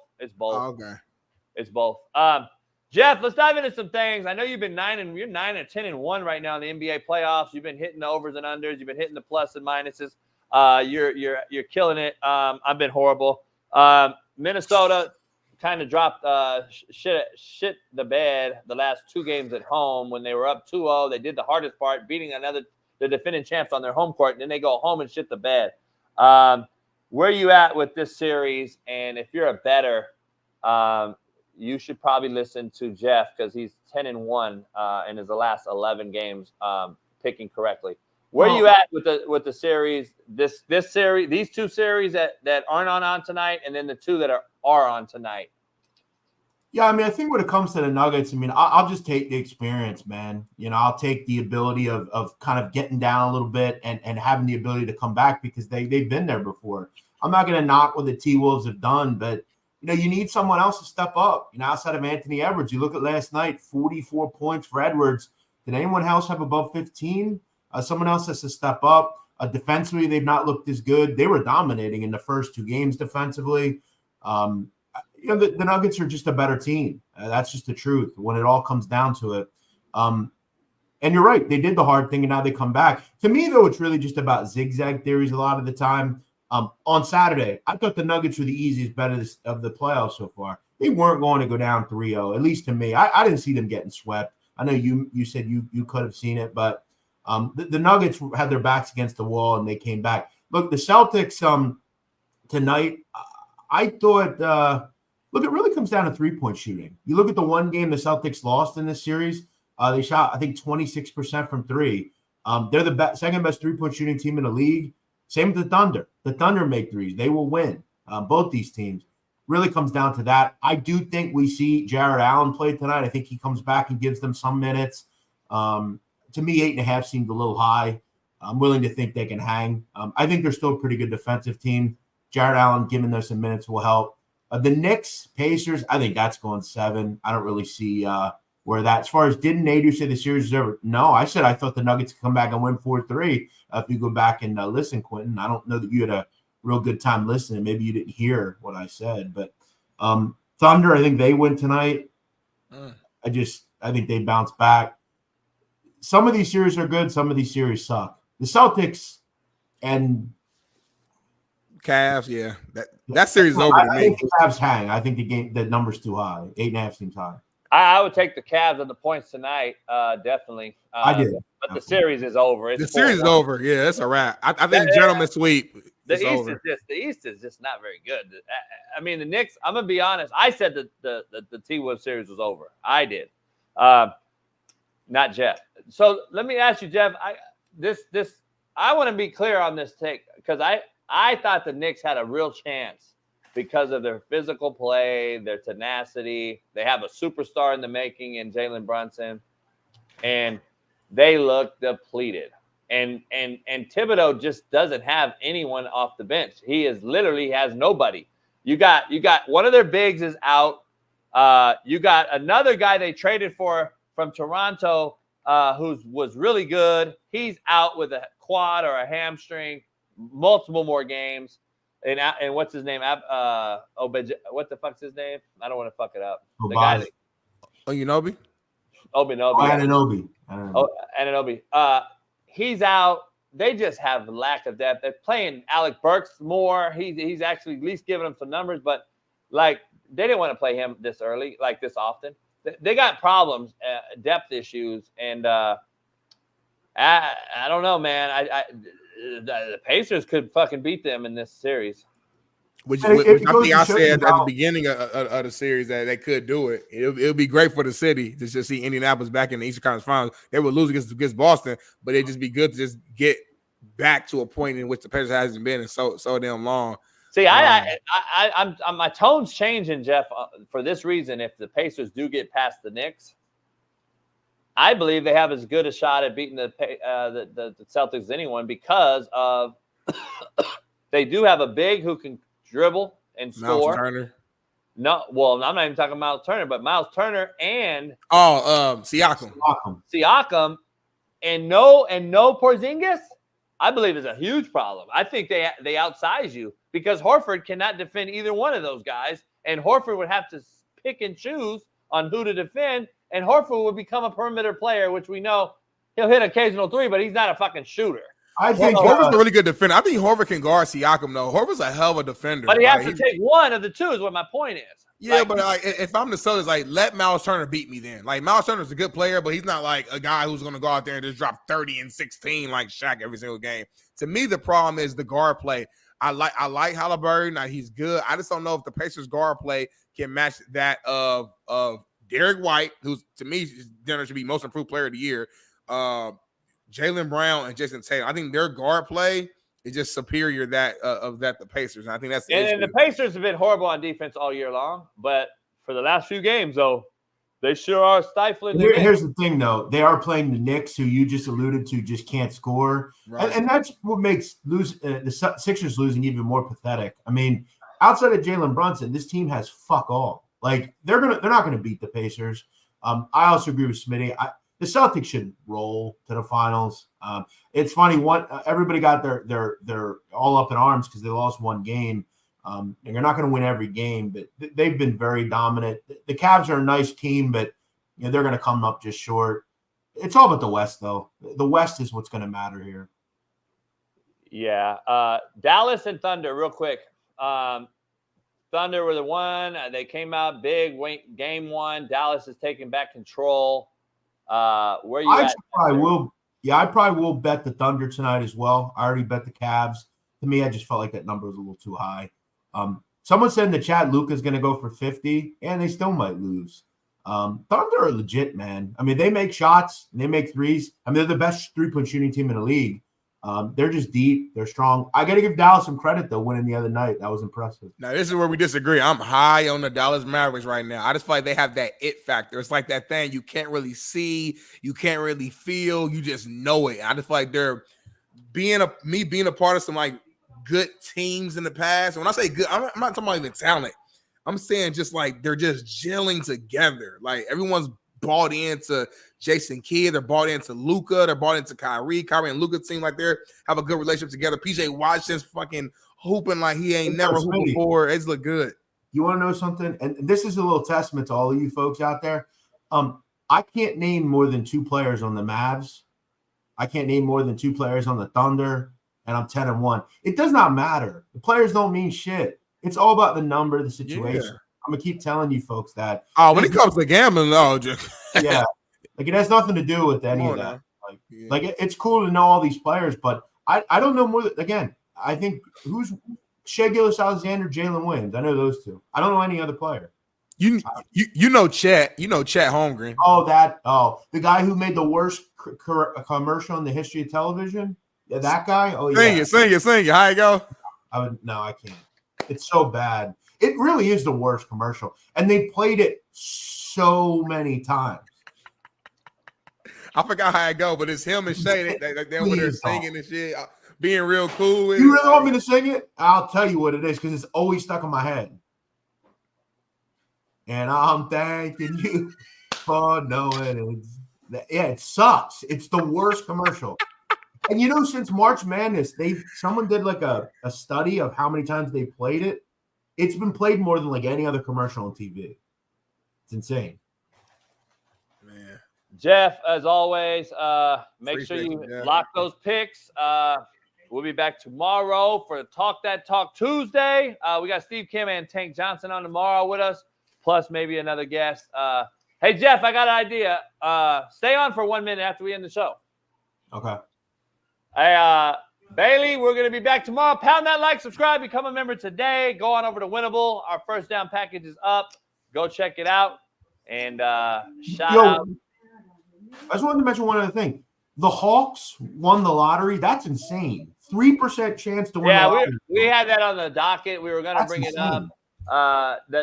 Again, the Detroit Pistons, I would have to start thinking about lottery fraud because the lottery in America is something we bring up all the time. And I'm like, dog, this team, again, finishing 5th, the worst team in the league by far. It just doesn't seem like it should be.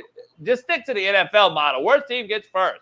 I don't understand. I'll tell you, though, this is a rough draft, man. It's a real rough draft. Yeah. I'm hearing there's going to be another guy from France going to be the #1 overall pick. It's like a 7'1" kid. I can't remember his name right now, but the top 10 picks are going to probably be players you haven't heard of or they're in the G League.